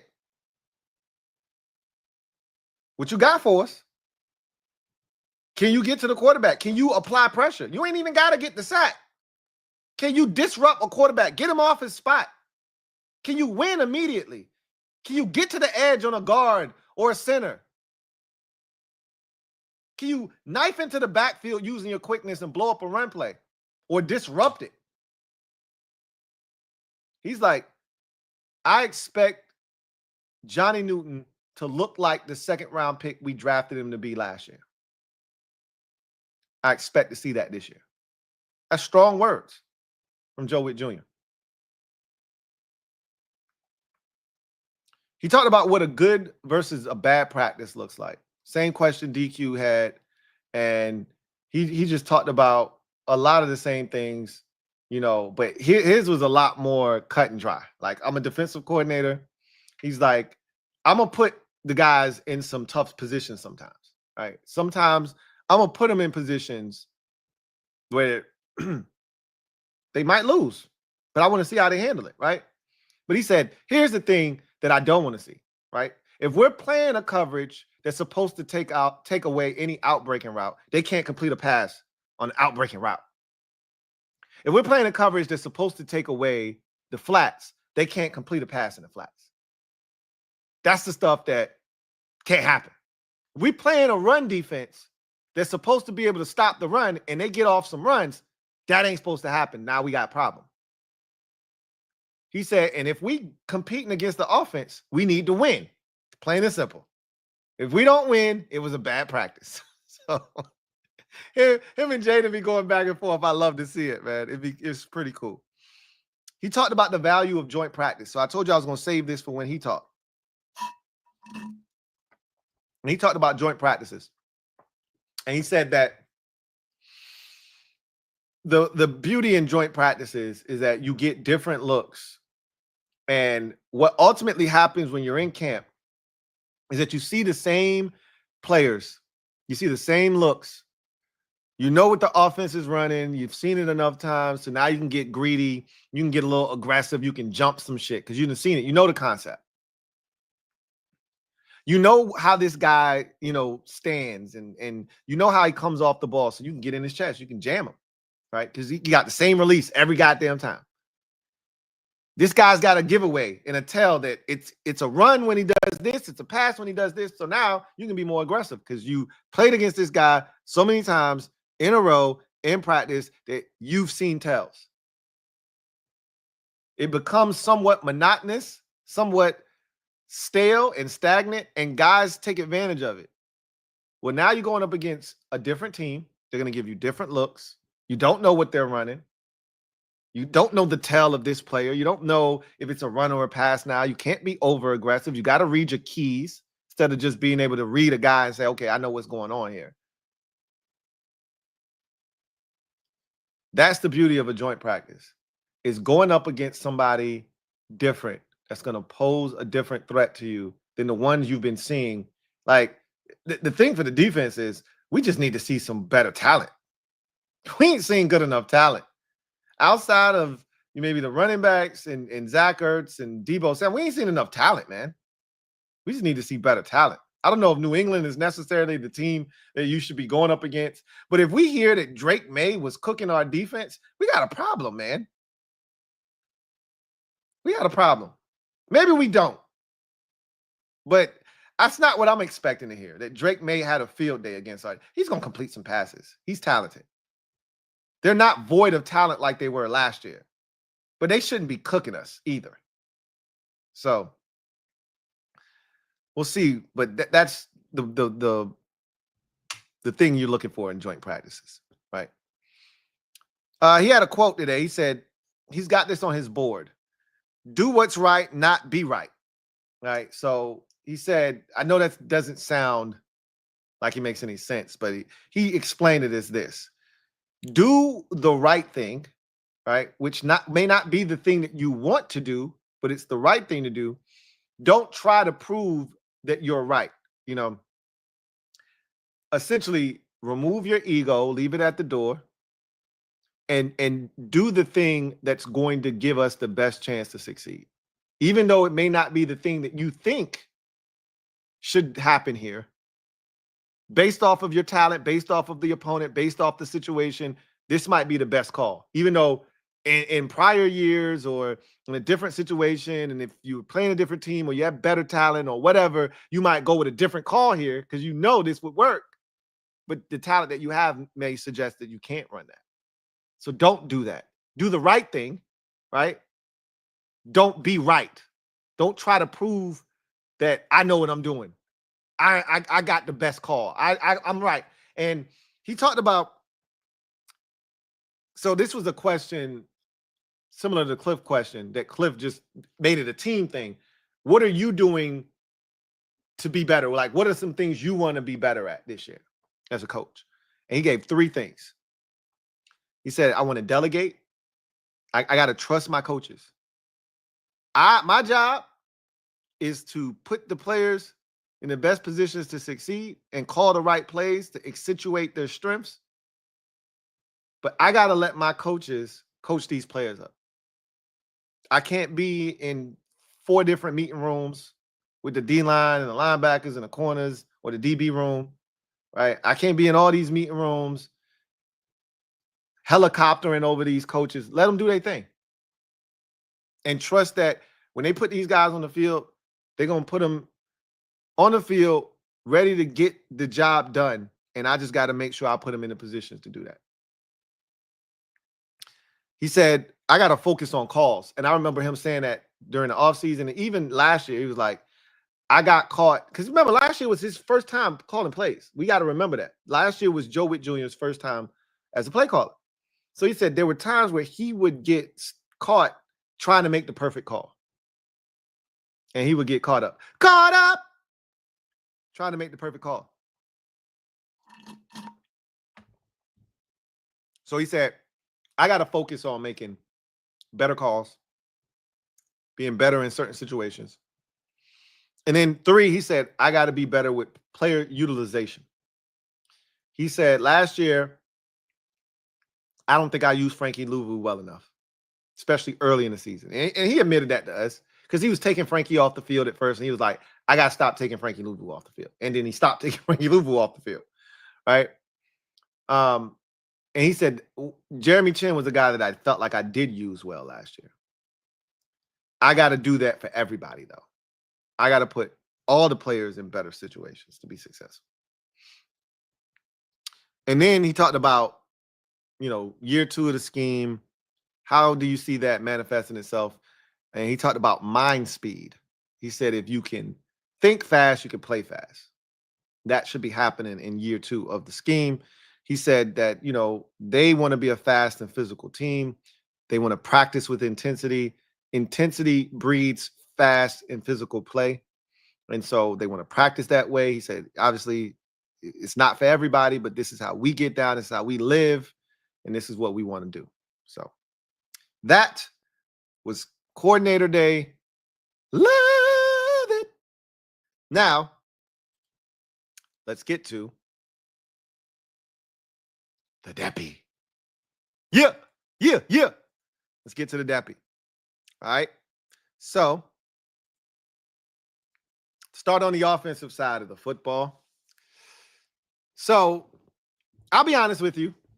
There aren't a lot of things that necessarily jump out at you. There's not a lot of jarring stuff here. I think most of this is self-explanatory based off of what we've heard, what we know. And then we'll be able to move pieces around based off of what we've seen as we get to the preseason. As of right now, your starters, let's start with the offensive line, work our way out. So your starters on the offensive line, left to right, Laramie Tunsil, Brandon Coleman, Tyler Biadasz, Sam Cosmi when he's healthy. Everybody in parentheses are players that are either injured or on some sort of list that is restricting their play right now. Obviously, Sam Cosmi is on the PUP list. So he's technically your starter, but Nick Allegretti is in for him right now. And then Andrew Wiley, they put or Josh Connolly Jr. at right tackle. I think that's going to be a trend around the league. I don't know if y'all saw the Colts did the same thing with our old buddy, Vanilla Vic, and Anthony Richardson. All right, they put either Daniel Jones or Anthony Richardson was their starter. Or that's crazy. But they did the same thing with Josh Connolly, because if they didn't do that, you would have a bunch of questions. But everybody knows that Wiley's been taking the vast majority of the right tackle snaps. Connolly hasn't earned the spot yet. They're going to make him earn it. And so Wiley's your starter right now. Makes sense. That's how it's looked in camp, right? Nobody's surprised by that. Your tight ends are Zach Ertz and John Bates. Again, no surprises there. Noah Brown and Terry McLaurin are your 2 outside wide receivers with Debo in the slot. Again, no surprises there. Jaden Daniels, your starting quarterback. Brian Robinson Jr., your starting tailback. You go to the second string guys. Michael Gallup is your first backup, your primary backup to the X position. I've said this already. He's making the roster. And I've had people tell me, Michael Gallup is trash. He ain't making the team. Okay, we'll see. Michael Gallup is making this football team, as long as he's healthy. Foster Sarell is your backup to Laramie Tunsil. Again, I'm looking at that situation, and I still don't know if Foster Sarell makes this team, because Assuming Josh Connolly Jr. is your starter, which I am going to do, Wiley then becomes your swing tackle. I don't foresee them keeping 2 swing tackles. So, but Foster Sorrell is your backup to Laramie Tunzel. Chris Paul is your backup to Coleman, which that plays because today when Brandon Coleman was out, we saw Chris Paul get a lot of those reps. So that, again, that checks out. Michael Dieter is your only backup center. But again, don't put too much stock into that, even though he's probably going to make this team because of the retirement of Nate Herbig. Nick Allegretti can also play center. So, and he's been taking center snaps this year. So there's still a chance. So you're telling me there's a chance that Michael Dieter might not be here, but he's going to be here. Allegretti, as we know, the backup to Sam Cosmi. And I love when this line is healthy and Connolly is in. Having Andrew Wiley and Nick Allegretti as your primary backups is a luxury that most NFL teams do not have. I mean, that is a great place to be honest with you. And then Connolly, as we mentioned, backing up Andrew Wiley. You go to the third string, or let's continue go down the list. Ben Sinnott, your backup tight end, along with Colson Yankoff. Again, nothing to see there. KJ Osborne backing up Noah Brown, on the outside. I mean, look at the list of guys at the receiver position. It's nasty, right? Luke McCaffrey backing up Debo, Marcus Mariota backing up Jaden, and Austin Eckler as your second running back. So then you go to the third string. And we can just knock out third and fourth string here together. At the receiver position, you got Chris Moore and Michael Stratton rounding out the group at receiver at the X. Tyree Phillips, the guy that made the team on the tryout, former third round pick, the Baltimore Ravens. And Lucas Niang, who just got here, former third round pick of the Kansas City Chiefs out of TCU, are both third and fourth stringers. Julian Good-Jones feels like he's been here about 3-4 years. Never made it higher than third on the depth chart, is still at guard. Timothy McKay, a guy that just got back from his pec injury every bit of 4 or 5 days ago. I think this might have been his third practice. Is back and getting some work at backup guard. Trent Scott feels like another guy that's going to be on this roster, right? Even though he's third string right tackle. I'm going to put air quotes out there. Because he can play the guard position. He's probably better suited to be a guard than he is a tackle, but can play tackle as he did last year. And when we go to those big packages and put the extra tight end on the field, those jumbo packages, that's been Trent Scott's thing. Caught the touchdown pass, if you recall, last year. He feels like a guy that's going to be here. And Bobby Hart is a guy that they signed to a futures contract at the end of last year, and he's here to help eat up some of these reps in that third preseason game and in the fourth quarter of these preseason games. Cole Turner, our good friend, feels like a forgotten man at the tight end position. It's easy to forget that Cole Turner even exists. He feels, as Rio likes to say, he doesn't even feel like a real person right now, man. Like, I see Cole Turner and I'm just like, bro, what happened to you? There was so many high hopes for him. It just never manifested itself. I'm shocked he's still here. I'm going to be honest with you. Lawrence Cager, probably going to get a bigger opportunity now that the injury has happened to the 6'7" tight end, where he was just placed on injured reserve. His season is done, which sucks because I actually was looking forward to seeing what he would do. Cager's extremely undersized, former wide receiver. I don't even know if he's 230 pounds yet. So not really looking forward to seeing Lawrence Cager out there a ton, but such is life. Wide receiver position, you got a couple of rookies in the third string position, and Jacoby Jones. I told y'all he's the Noah Brown replacement. This is Noah Brown's last year here. If Jacoby Jones does what he's supposed to do, if he looks good in the preseason, he's the Noah Brown replacement. Like, Noah Brown's 6'2", 225. Jacoby Jones is 6'2", 230. Like, trust when I tell you, they see him as the Noah Brown replacement. Not shocking that he's third string there. Jalen Lane, third string as a rookie. He's going to see the field. You got Braylon Sanders and Tay Martin, who just got here. Both of those guys got here less than a week ago. Man, did you see Braylon Sanders in 80? That is nasty work. Corey Brooks, Tay Martin, I think he's wearing number 6. Not bad. Ja'Cory Brooks started out as one of the camp darlings. He's cooled off quite a bit. Simmer down now. Simmer down. He's cooled off quite a bit. Josh Johnson, Sam Hartman, as you can see, Josh Johnson third on this list, Sam Hartman fourth. I'm telling you, Kliff's words today were not a ringing endorsement for Sam Hartman. He's going to have to step his shit up, or he will find himself in the same position he was in last year, getting beat out by a veteran and being on the practice squad. He's going to have to play well in the preseason, or else they're going to keep Josh Johnson as the third quarterback.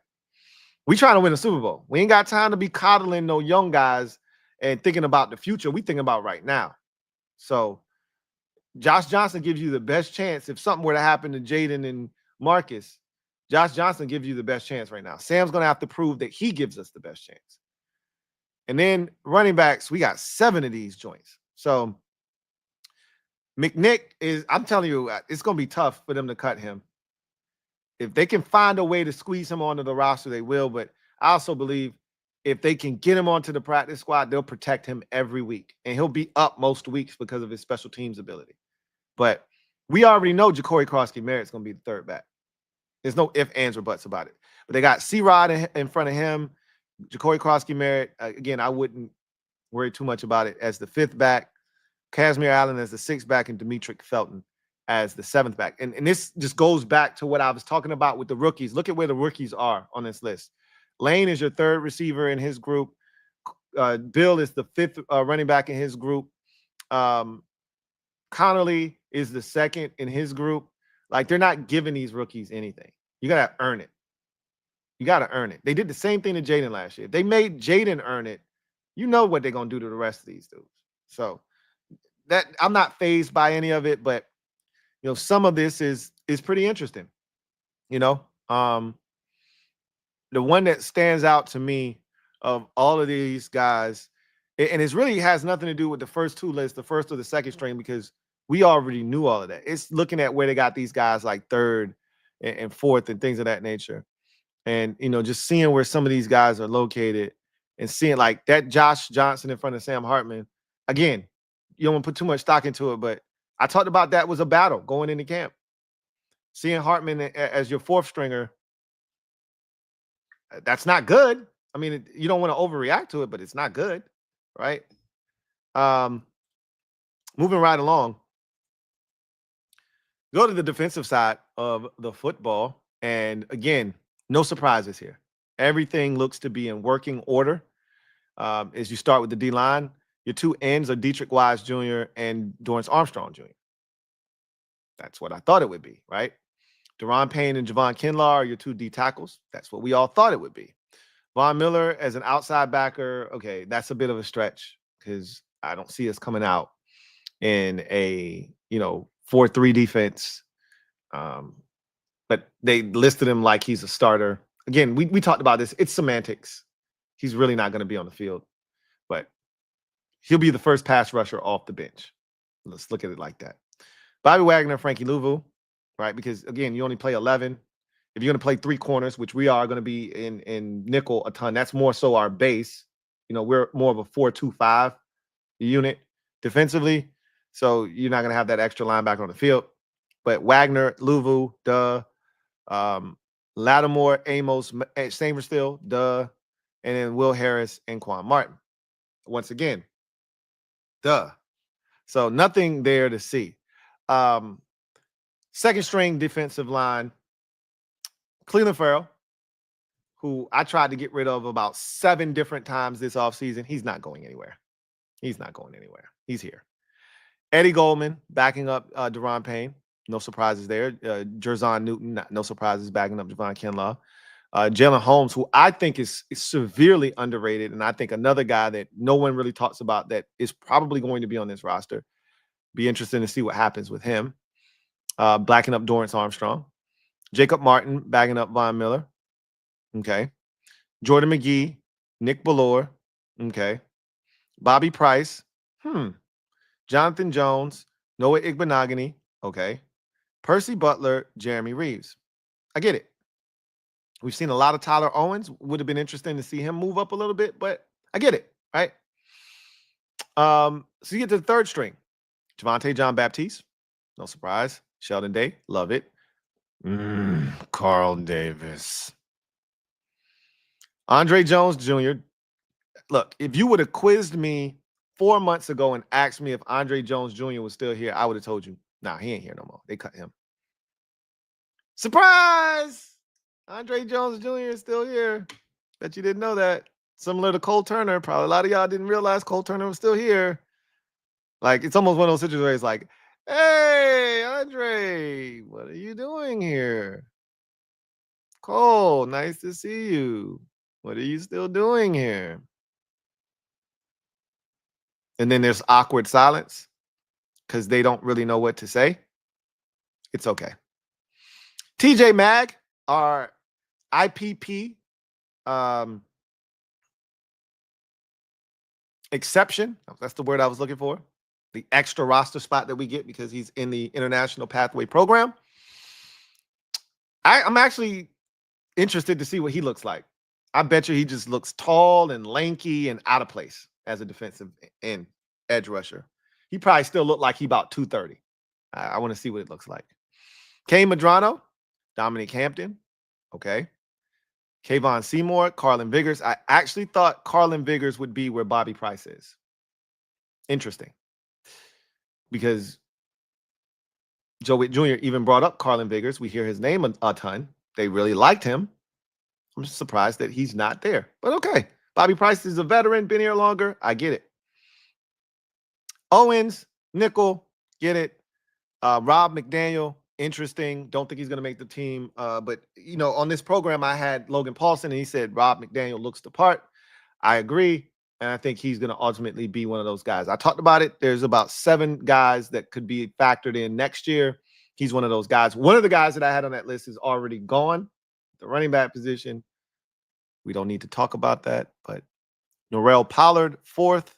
Ricky Barber, undrafted guy, 4th. And Villamy Fiocco Jr. just continues to be around. He's another guy that they brought here from Dallas like Carl Davis. And I'm like, hey, Villamy. What's up? And he's just got a cup in his hand and he's just kind of loitering. And he's like, hey, what's up, man? I'm like, who let you in, bud? Who let you in? And he's like, your man's let me in. Who? I need answers. I need a name. All right. And you got Ale Cajo, Cam Arnold, 2 undrafted linebackers. You got Allen George, corner, and as I mentioned, Rob McDaniel at safety. So of this group, there aren't a ton of surprises. Here's the thing that I find very interesting when looking at this list. It's great to actually see the list in front of you because it makes it so much easier to start picking out names. I'm staring at 27 guys that could easily make this football team. You can't keep 27 defenders. That would only leave you with 23 offensive roster spots. But I'm like, this is going to be tough. They're going to have to make some tough decisions, man, because let's just go through it real quick, right? So Dietrich Wise, Cleveland Farrell, Deron Payne, Eddie Goldman, Johnny Newton, Javon Kinlaw, Dorrance Armstrong. I can't necessarily count Jalen Holmes in this mix because, I mean, it's getting a little bit pricey here, but I feel like he's going to make the roster. So go ahead and pour it up. Von Miller and Jacob Martin. That's 10. Then you throw in Javante John Baptiste, who they are not going to cut, which is why I'm looking at Jalen Holmes or Jacob Martin. And I'm saying, hey, what's up? That's 11 dudes on the D-line, basically. The number's 10. At best, it's 10. What are we talking about? 11 dudes for 10 spots, right? Cleveland ain't getting cut. I think Jacob Martin, they brought him here with intent. Von Miller's presence doesn't mean Jacob Martin is no longer a necessity. Holmes is the guy that I'm looking at. I'm saying, oh, man, you my boy. They might do you dirty, though. Because if they got to choose between a dude that's almost 30 and a young boy they just drafted in the 7th round last year, they're going with the 7th rounder. It's real simple. So that's 11, though. Like, let's keep going. All right? So that's 11 capable bodies just on the D-line. You keep counting, though. Bobby Wagner, Jordan McGee, Kay Madrano. They're not cutting a 6th-round pick from this year, and they're not cutting a 6th-round pick from last year at the linebacker position. So it's 6. It's a 6-piece at the linebacker position. That's 17, right? Let's keep going. Lattimore, Amos, Sainristil, Igbenogany, Jones. That's 22. You know they're keeping 5. It ain't going to be 6. No surprises at corner. And then you go to the safety position. Same deal. Another 5. Harris, Martin, Butler, Reeves, Owens. That's 27, man. Even if you were to chop one off, you got 26. You could get away with 26 and 24. 27 and 23 is not doable. So it's gonna be interesting on the defensive side of football, because I was staring at this thing and I was like, man, the depth is here. It's here. Like, this defense is light years better than it was last year. Light years. It's a different group. More speed, more activity around the ball. We're a much faster defense than we were a year ago. And as I've said this multiple times to you guys, we can do a lot of different things. We can play it however you want to play it. We need the big boys to come out and play. We can go get Eddie Goldman. We can line up Javon Kinlaw and Deron Payne and say, all right, Dorrance, you man up one side. Dietrich, you man up the other side. Try and run the football on us if you can. We can go 280 plus across the board and say, I dare you, bro. Go ahead. I double dog dare you. We can go light. We can go Vaughn on one side, we go Dorrance on the other side, Deron, and we could throw Jacob Martin on the field. We could go in so many different directions. I've already talked about a package where it's Frankie on one side, Vaughn on one side, Dorrance inside, Deron. That's nasty. That could easily be Johnny. If Johnny getting busy, take Deron out, put Johnny in. Whatever. It's just we got versatility. McGee can blitz. Frankie can blitz. Bobby did some blitzing last year. It's a lot of stuff here, man. That's 27 dudes. All right. And then lastly, special teams. So again, nothing to see here. Tress Way, Matt Gay, Tyler Ott. Eckler is your primary kickoff return man. Was an All-Pro last year, so that makes sense, right? That checks. KJ Osborne is your lead punt returner. What did I tell y'all about the rookies? They making them earn it. They don't want to give nothing to these rookies. The only guy that's a rookie that's earned anything is Trey Amos. To quote his defensive coordinator, every day is a good day for Trey. That's how you end up on the first unofficial DEPPY as a starter. Jalen Lane is your starting punt returner, folks. This is the guy that's been the primary punt returner in practice every time they're back there. Yes, KJ has been there. KJ Osborne ain't returned a punt since like 2021. Like, he ain't returning punts for us. Trust me. He might get some reps in preseason, absolutely. But this is your punt returner. And Demetric Felton and Kaz Allen, they ain't making the team. So, like, and another thing, this Luke, Luke, I heard your jokes. Luke McCaffrey is your second kickoff return.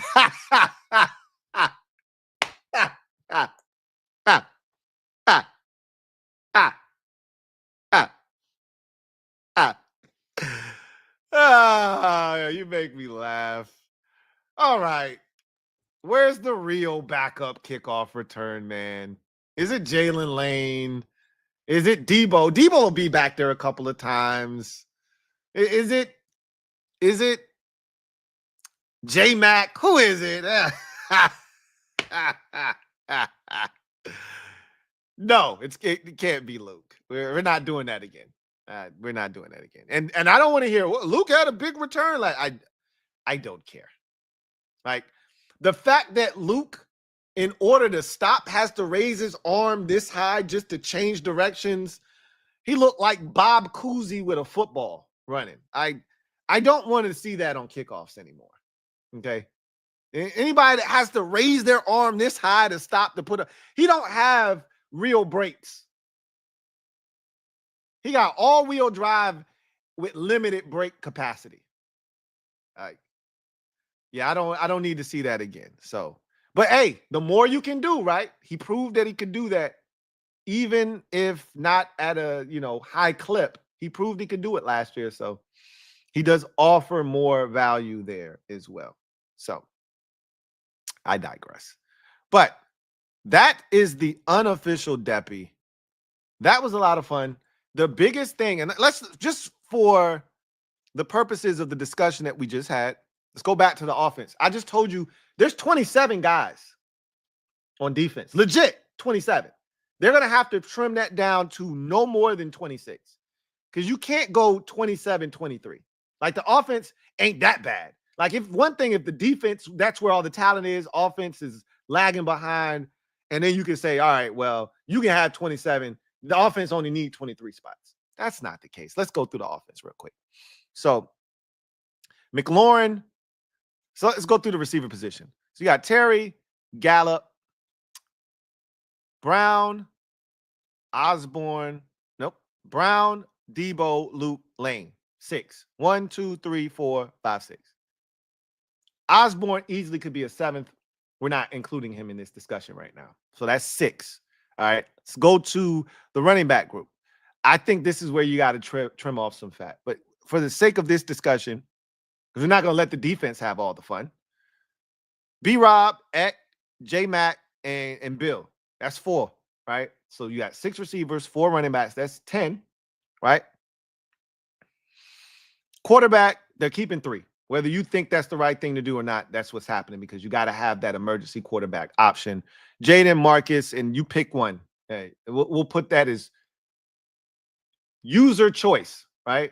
Dealer's choice. You pick whatever one you want. I'm gonna still ride with Sam. I think they want Sam to win this job, and he's gonna get every opportunity to do it in the preseason. I'm gonna ride with Sam, but whatever. That's 3. So that's 13. Go to the tight end position.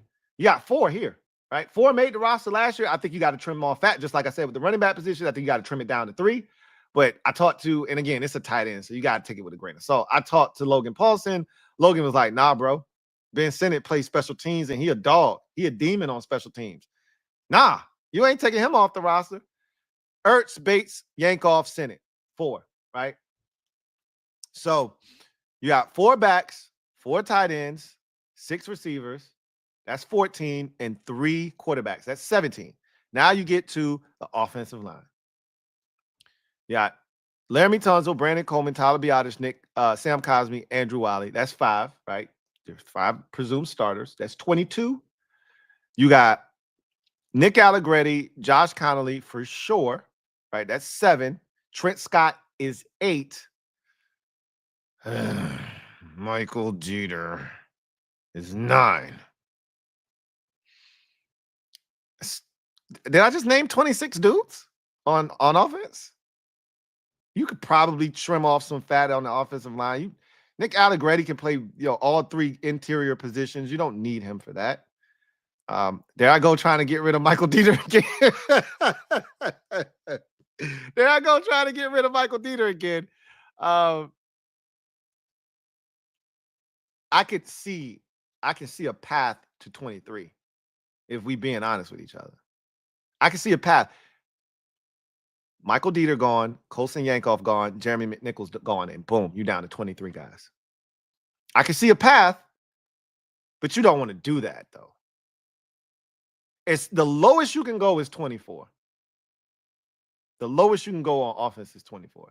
I can see a path to 27 on defense and 23 on offense. I just gave it to you. McNichols off, Yankoff off, Dieter gone. And then you're down to 23, and you got 27 on defense. It's just a lot of decisions. I love it. This is where you want to be. Where you don't want to be is where we were last year, where you got undrafted rookies making the team just because, well, why the hell not? We ain't got shit else to do. Right? I might as well go to the mall with you. I ain't doing shit. That's how we were last year. That ain't the case this year. Them undrafted dudes, they don't stand a chance.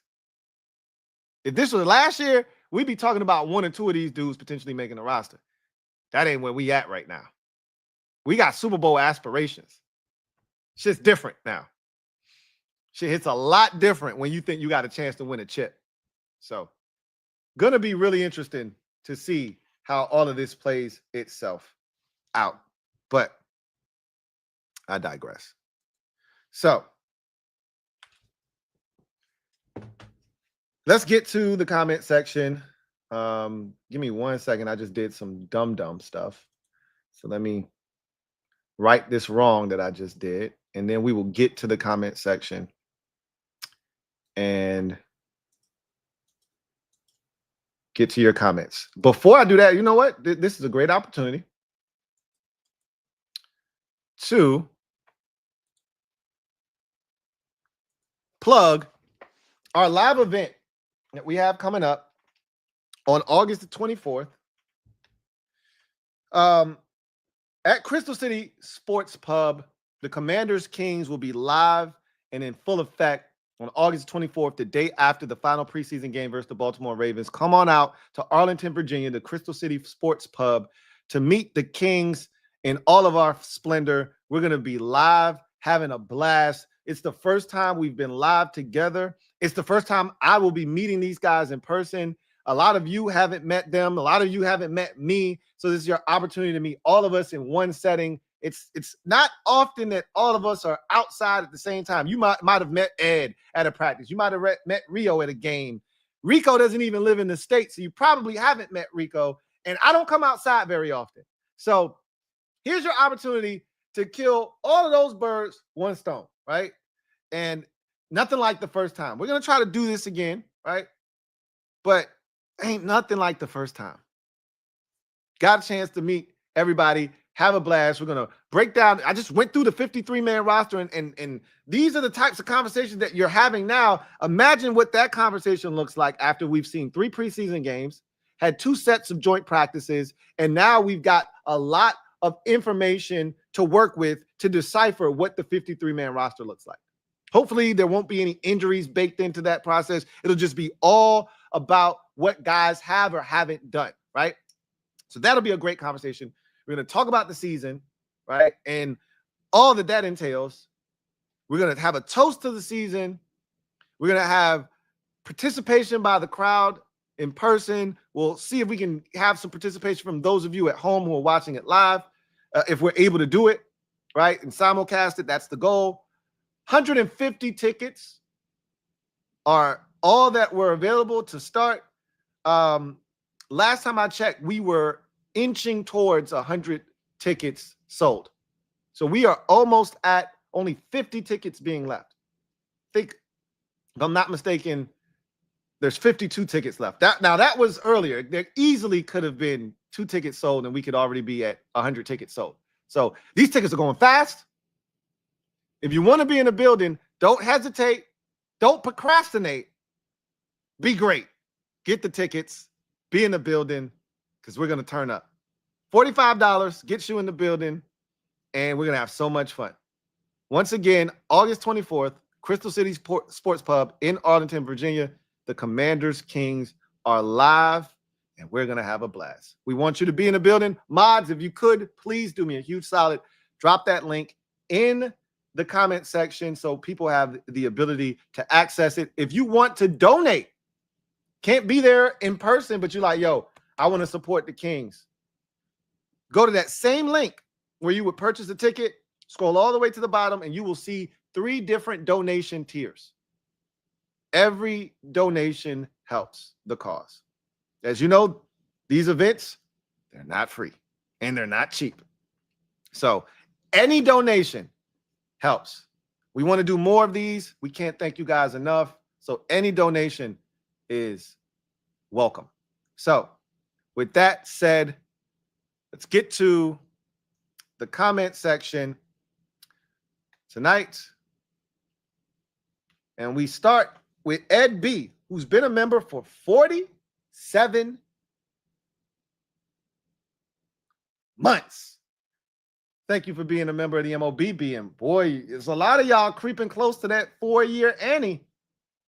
Says, number 2, cornerback Bobby Price. He wants a word, Lou. LOL. Yeah, Bobby was... I heard your jokes, Louie T. I heard your jokes. He heard my jokes. I said I was going to stop because he's a Spartan. I told him I was going to chill because that's family right there. That's family. So I told him I was going to chill out, man. That's the last Bobby Price joke you're going to get out of me. You ain't heard one since. Shout out to Bobby Price, man. Big dog. Thank you for the super chat. Greatly appreciate you. Thank you for being a member of the MOBB, who writes, trying to get the rally captain to come on the 24th. I mean, that'd be dope. We're going to have so much fun. We're going to have so much video footage. We're going to have so many pictures taken. It'll be dope to have the rally captain in there, man. I actually would love to just talk to him for about 5 minutes just to talk about how this man what do you do? Because this man don't miss a game, bro. Game could be in El Segundo. He'll be there front row, big ass chain, rooting on the Commanders. Shit could be in Alaska, Antarctica. It don't matter. He gonna be there, right? I just want to rap with him for 5 minutes just to find out what's really good. That'd be dope. Ethan Dykes, thank you for the super chat. Greatly appreciate you. Thank you for being a member of the MOBB, who writes, Lou, finally caught a stream. It be like that sometimes, man. I'll be all over the place. Good to have you, though, as always. Shout out to the one and only Mob Squad. Shout out to the mob. Stand up. We in the building. Y'all know what it is. Ain't nobody doing it better than the mob. Hope all is well with you and the fam. Likewise, as always, E. Says, going to the Lions game this year, pumped. That's going to be a good one. That's going to be a good one, man. I'm shocked that one was not a prime timer. Because all of them can't be prime timers, though, right? All of them can't be. Shocked that one wasn't. But that's going to be a good one. And you know they got revenge on the brain, too, so we got to be careful there. You saw what they did to Dallas when they was pissed off what happened with that one. That got ugly quick. That can't be us. But we got Jada, so I ain't tripping. Matthew Morgan, thank you for the super chat. Greatly appreciate you. Thank you for the super chat, Matthew Morgan. Video channel. Thank you for the super chat. Greatly appreciate you. Video channel. Thank you for being a member of the MOBB. Writes, second team Bobby Price. 1 injury away from wide receiver 1 work. Hey, chill, man. First of all, they just had him as the primary backup wide receiver, or excuse me, corner to one of the boundaries. That don't mean he's the first one off the bench. You know that. I know you're making a funny. You made a funny.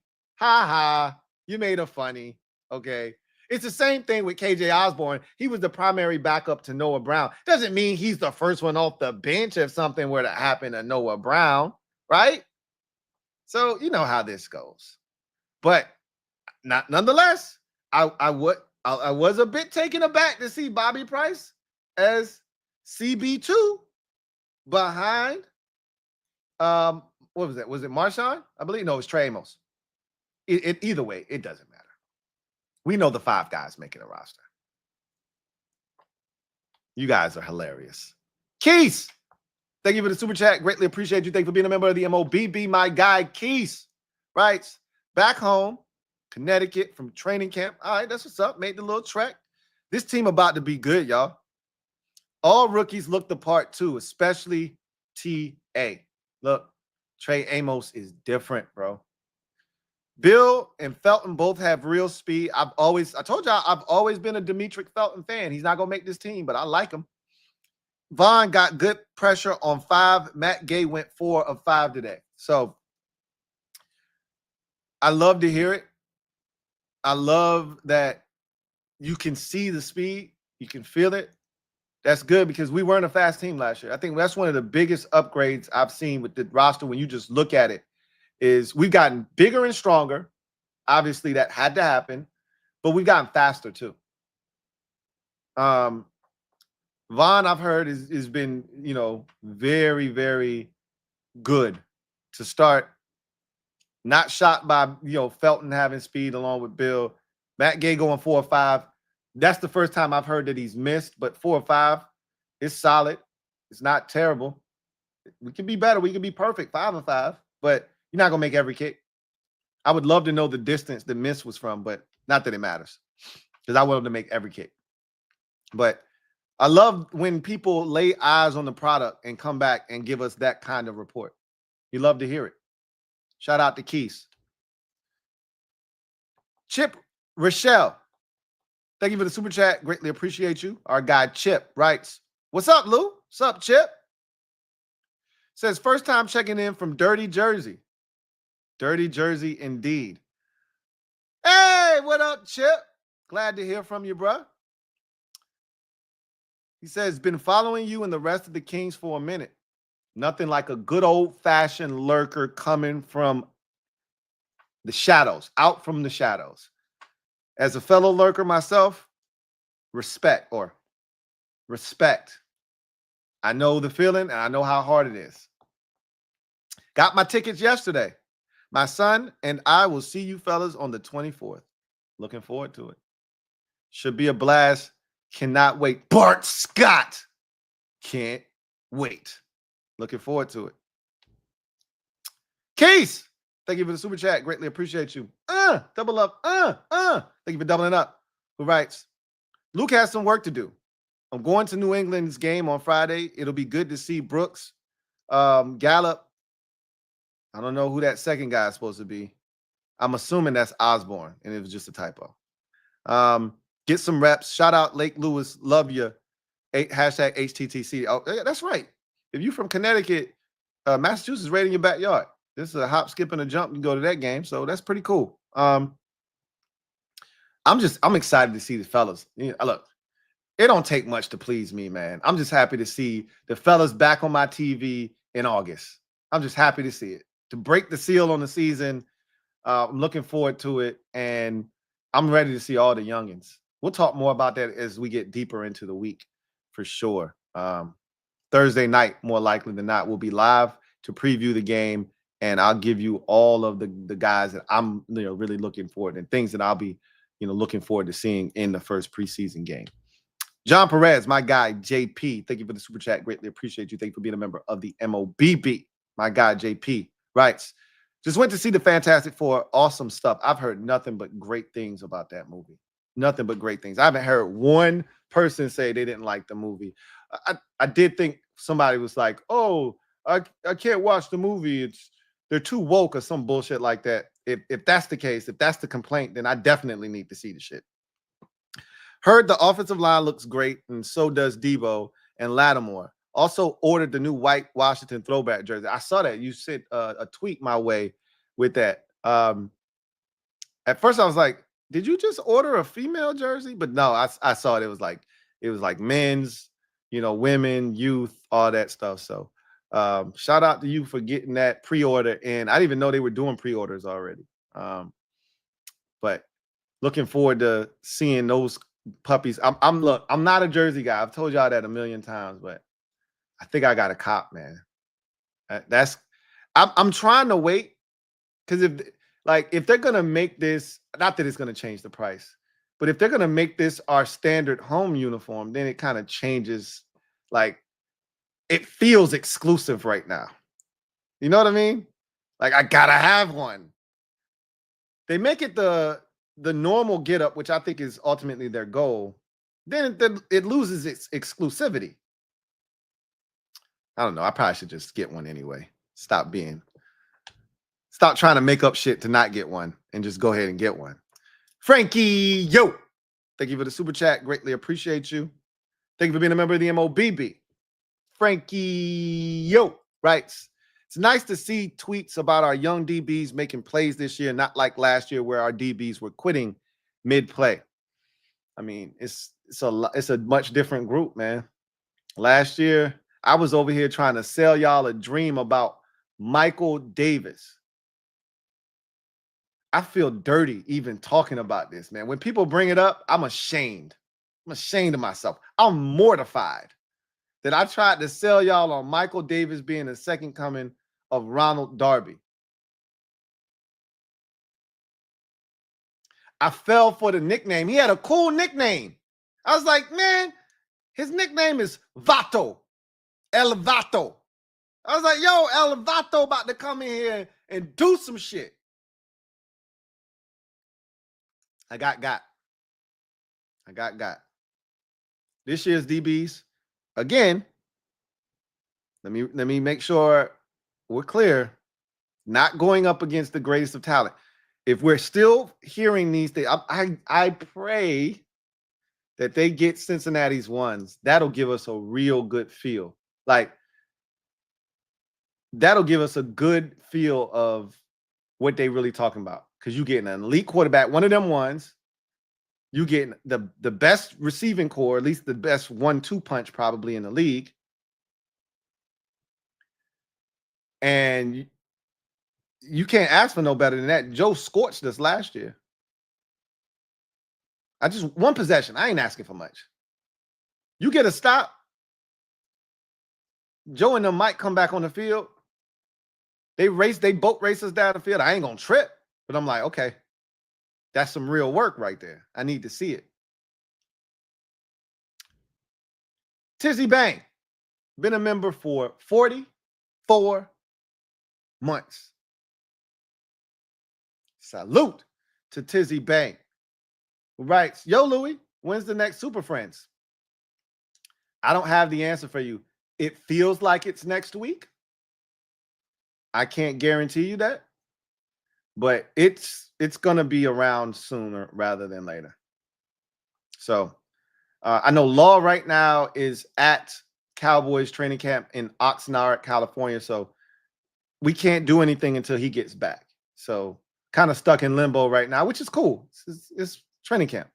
He goes every year, holds it down. So once he comes back from training camp, gets settled back in, then we can talk about trying to set something up. So,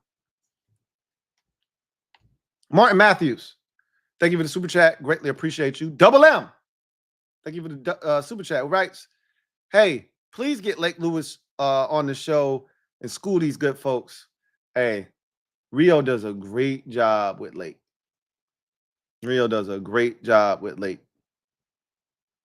I enjoy that link up every week. And so that's Rio boy. I'm going to let Rio have that. You know? That's all love right there. Zoe Chance, thank you for the super chat. Greatly appreciate you. Thank you for being a member of the MOBB, who writes, just saw Jaden say he played through a broken rib to see how tough he is. That's crazy, bro. That shit crack. Man, that shit crack. Like, if you don't know what Zoe Chance is referring to, so they're doing their Madden press kit right now. Their Madden tour. They just released the new commercial, the barbershop one with Jaden, Justin Jefferson, and Saquon. So those three are kind of going around and doing a little bit of promotion for Madden. Well, they're not going around doing it now. They had already done it. Now a lot of that is being, revealed now. Because the game's either about to come out. I don't think it's come out yet. Probably, like in my Madden days, it was always the second Thursday of the month in August. Usually it was like the 11th or some shit when the game would come out. That was how it used to be. Somewhere in there, that whatever that second Thursday was of the month. So it's about to come out. Just from my old Madden playing days. I know it ain't changed that much. And I'm starting to see all of the ratings and all that shit come out. So I know it's about that time. So Jaden was watching the Hail Mary with Justin Jefferson and Saquon. And they were talking about how crazy that play was. Like, Saquon was like, bro, that's 65 in the air. And Justin was like, yo, that's a receiver's dream, bro, to catch a Hail Mary for a walk-off. He was like, yo, and Saquon was like, yo, that's 65 in the air. And he's like, yeah, with a broken rib. We knew he wasn't right, but they never told us exactly what was wrong. We assumed that he maybe had fractured a rib or something was cracked, but we didn't know. He confirmed that his rib was at least cracked. There was a fracture in there that he was playing with. That man was running in that game, if you recall. He didn't run a ton, but he ran in that game. And remember, Tony Romo was like, I don't know. I might get Marcus Mariota to get in for this play, man. I don't know how far he can throw it with that rib situation. So they won't coming out of that bitch. And he ain't come out, and he's launched it 65 in the air with a broken rib, bruh. That's my quarterback.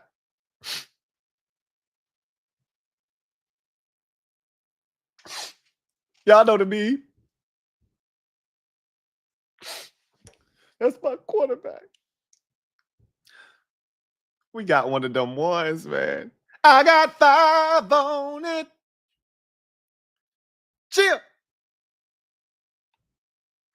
JLG. Thank you for the super chat. Greatly appreciate you. Thank you for being a member of the MOBB. Who writes, Lou, shout out to you. No, shout out to you and everybody else for the support. Let's talk about why you believe they're keeping 4 running backs. So I don't think they're keeping 4 running backs. I said that you got to trim off fat somewhere. I think tight end and running back are 2 positions where you can trim off fat. Look, special teams, they've already shown us that they value special teams. So you cannot discount Jeremy McNichols and Kostin Yankov and their contributions to the special teams game. Clearly, this group believes in special teams. It's not lip service that is 3 phases. They have put their money literally where their mouth is by giving extensions to all 3 of their special teams demons and fiends. I've always said, if you want to be a successful special teams unit, you need at least 2 fiends. You can probably get away with a fiend and a half, but you probably should have 2 if you want to be safe. We got like 4 or 5 demons on special teams, bro. Straight up. So I could easily see a world in which they decide, hey, we value Jeremy McNichols way too much. And if we cut him, somebody else might take him and we can't afford to lose him. I could see, I think we live in a world where you should be able to cut Jeremy McNichols and get him onto your practice squad.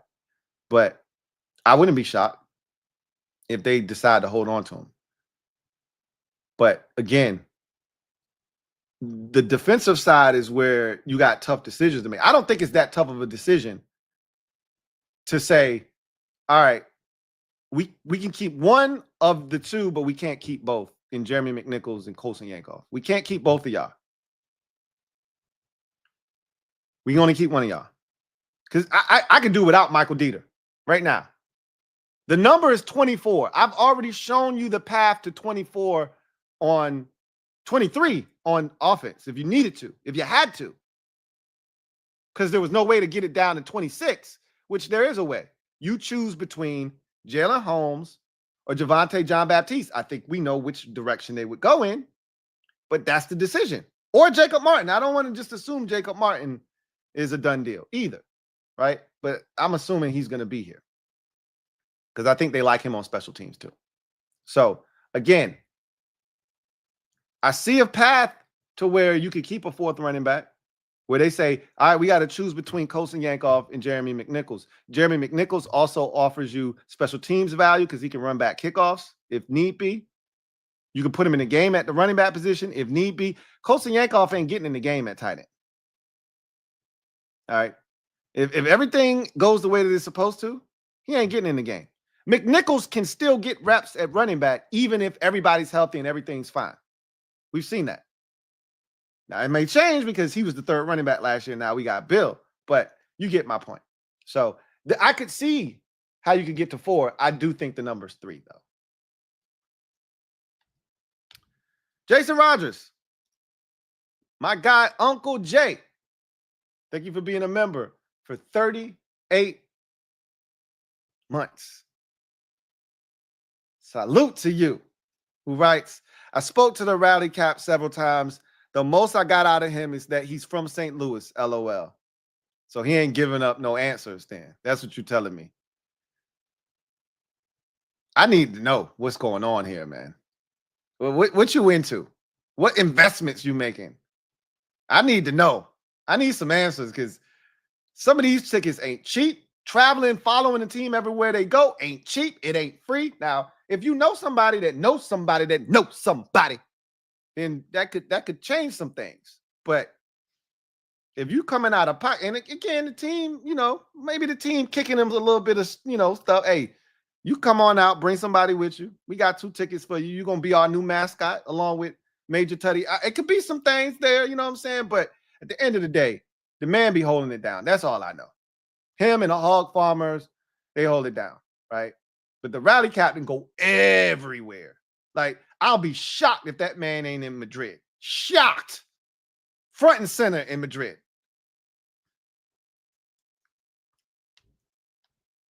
Q-Dog, thank you for the super chat. Greatly appreciate you. Who writes, with us being more familiar with the hurry-up offense this year, do you see us drawing more 12 men on the field flags on the defense? Great job on BR today. Thank you. I appreciate that. So let me get to the last part before I forget of what you just said. I am going to be on Bleacher Report Monday through Thursdays. And the schedule will be a little bit different during the regular season when we play, because we play so many island games this year where it's not going to be your traditional Monday, Tuesday, Wednesday, Thursday game on Sunday, and then you just rinse and repeat like last year. We play on a Wednesday this year, I believe, or Thursday, whenever Christmas is. I think Christmas is on a Thursday this year. I think it's on a Thursday. But we play multiple Thursday games. We got the first Thursday night, the first true Thursday night game of the season. We have the Christmas Day game. We have a game over in Madrid. That's still a Sunday, so that's not that much different. You got a couple of Mondays. Like, we're all over the place. There's a chance for a Saturday late in the season. So ultimately, I'll be Monday through Thursday for the most part on Bleacher Report. I'm calling it quick hits, Commander quick hits. So the video is going to be anywhere from 90 seconds to 3 minutes long. It's not going to be no longer than that. So you get in, you get out. This is not a long, drawn out process for you. It's not a lot of dedication of time on your part. You just check in on the kid and check out the video. And again, 3 minutes or less, get you in, get you out. And it'll just be talking about a topic. A lot of times during the season, Mondays will be a recap of Sunday's game. Again, assuming we play on Sunday. That's why the schedule might change, because it might be a Monday game. So the recap will be on Tuesday, and then it'll push everything out a day, potentially, right? So either way, you're going to get a recap of the game Monday. Tuesday, Wednesday, we'll be talking about various Commanders topics. Thursday will be the prediction for the upcoming game, where you preview it, you preview it, predict, all that good stuff. So that'll be on Bleacher Report Monday through Thursday. I'll be holding it down, and then I'll be there post game for 30 minutes like I was last year. And then I'm coming to the channel, and we're going to chop it up like we always do, Louie T style, Louie T Network style, with all of you. So really appreciate you checking out the BR. Go do me a favor, check it out, support, leave a comment, hit the fire button. That helps the product. And I can't thank y'all enough for the support. So can we draw more 12 men on the field penalties like we did against Detroit in the playoff game on a pivotal 4th down? Yeah, that's possible. With our tempo and catching teams in, situations where they don't want to be in, with the personnel they don't want on the field, it's very plausible that we could do that. I'm shocked we didn't do it more last year, but I think last year too, we were still learning. And so it was tempo, but it wasn't hurry up. This year, I could see it being a little bit more hurry up, where you don't just get up there and get online. You might have 2 plays called in the huddle. And boom, you get this one, get up there quick and run the next play and catch somebody trying to run off the field. I can see that for sure. The thing too that used to suck last year, and you know, they're supposed to do this if it's the right thing to do. I'm not sure if it's the right thing to do or not. Is they got to give the defense a chance to sub. There were times where I don't think we subbed and they gave the defense, like the referee would be standing in front of the center so he couldn't stop the ball. You're like, get the hell out of the way. And you got somebody running on the field. I think that stopped us from getting a lot of 12 men on the field penalties too. So maybe that'll change this year. Maybe that'll change this year.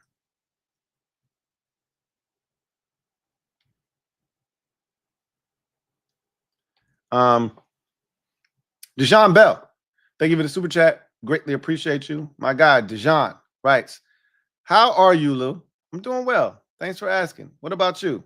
Hope everything's going well in your neck of the woods. It's been a while. I'm glad to hear from you. Quick question. Is Bo Nix better than 5? What kind of question is that? Jahan? Come on. I left the D off that time. Pause. Dejan, you really gonna come up here and ask me, is Bo Nix better than Jaden Daniels? Have you gone mad? That don't even require a response from me. I like Bo Nix, don't get me wrong. I think that entire first round class of quarterbacks has a chance to be really good. I can't wait to watch JJ McCarthy. We don't have to wait long. He's got the first Monday night game of the year against the Bears. I can't wait to watch JJ McCarthy.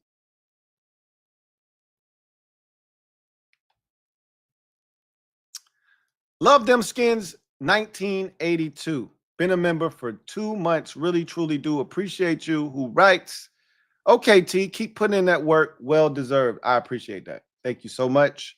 None of this is possible without you guys. So again, I urge you guys to support that endeavor. Go over. Again, it doesn't require a ton of time on your part. Those videos, when I say it's quick hits, Commanders quick hits, it's literally 3 minutes or less. Like today's video was like 2 minutes and 30 seconds long. 3 reasons why the Commanders will not trade Terry McLaurin. So if you haven't checked it out, check it out. Do the kid a favor. And I really do appreciate each and every single one of y'all, man. So thank you so much. Darnell Kelly, thank you for the super chat. Greatly appreciate you.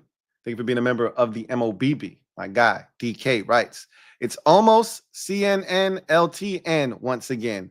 What? Yeah. I think I see what you did there.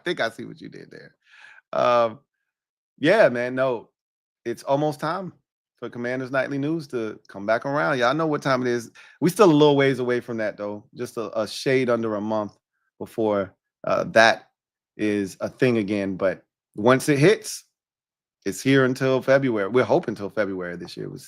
It lasted its longest ever this past year, obviously going all the way to late January in the NFC Championship game, trying to extend it all the way out to February this year, if at all possible. But yes, it's almost that time. We got football, Commanders football this week. Can you believe it? Can you believe it? Celebrate. Bart Scott. Can't wait. Speaking of celebrations, you know what this is. It's a celebration, bitches. Grab a drink, grab a glass. The Commanders Kings are coming out on August 24th, the day after the final preseason game against the Baltimore Ravens. Crystal City Sports Pub in Arlington, Virginia. Looking forward to meeting so many of you, turning up, having a good time, talking about the latest and greatest topics, Commanders related, including 53-man roster, prediction, season preview, toast to the season, and more. We're going to have some giveaways. We're going to have a DJ there playing some music. It's going to be a lot of fun. We're going to turn up and we're going to have us a ball. Looking forward to meeting you guys. Only 150 tickets are available.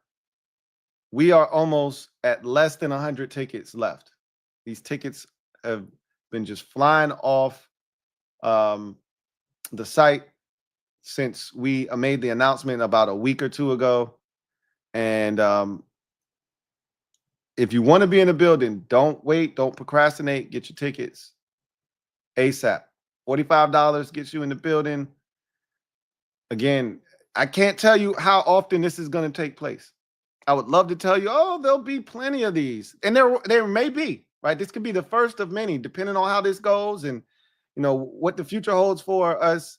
Who knows? This could be the start of something beautiful. But this could also be the only one. This could be a disaster. Or it could just logistically not be something that we could continue to do. Who knows? Either way, you want to be in a building. That's probably not the best way to describe that. Like, oh, it could be a disaster. No, it's not going to be a disaster. But we want you there. Even if it is a disaster, like it has nothing to do with us, it's just not like some crazy shit happened. You can still be like, yo, I was there. That shit was crazy, bro. You know, whatever the case may be. Mods, if you're out there, drop the link in the comment section for me, please. Thank you. Can't thank you guys enough. Shout out to the mods out there holding it down. Shout out to the mob. Shout out to the Commanders Kings. Shout out to everybody that already got their tickets. Shout out to everybody that's thinking about buying tickets. Don't wait. Don't procrastinate. Be great. Get your tickets. Can't wait to meet you guys in person. Should be a blast. So with that said, let's get out of here. Allow you to enjoy the rest of your evening. I will be back sometime tomorrow in some capacity. I'm obviously going to be on Bleacher Report, so check that out. But I'll be back in some capacity tomorrow, although there will be no practice for the Commanders. It's a travel day as they head to Massachusetts to Foxborough to take on the Patriots in a joint practice on Wednesday. We will talk about that, preview the joint practice and what we should be looking for, or at least looking to hear transpired at joint practice tomorrow. So I'll have that tomorrow. Wednesday, Commander Kings back in full effect. Looking forward to chopping it up with them and having a great time kicking it with them and previewing talking about the joint practice, right? We're going to have a ton to talk about with the joint practice. And then we're going to preview the preseason game. So that episode is going to be jam-packed, so much fun and a lot to talk about. So, and then Friday and Thursday, I will be running solo by myself, talking about the Patriots preseason game on Friday and giving you a preview and all of that good stuff. So, in any event, that's going to do it for me. Your man, Louie T, here on Training Camp Confidential, day number 9 of unofficial Deppies. You know we had to do it. Somebody got to do it. I know a lot of people can't stand it, but somebody got to do it. The unofficial Deppy. Coach speak. We got Commanders football on the television this weekend. The drought is over. Celebrate. I'm excited. Are you? Bart Scott. Can't wait.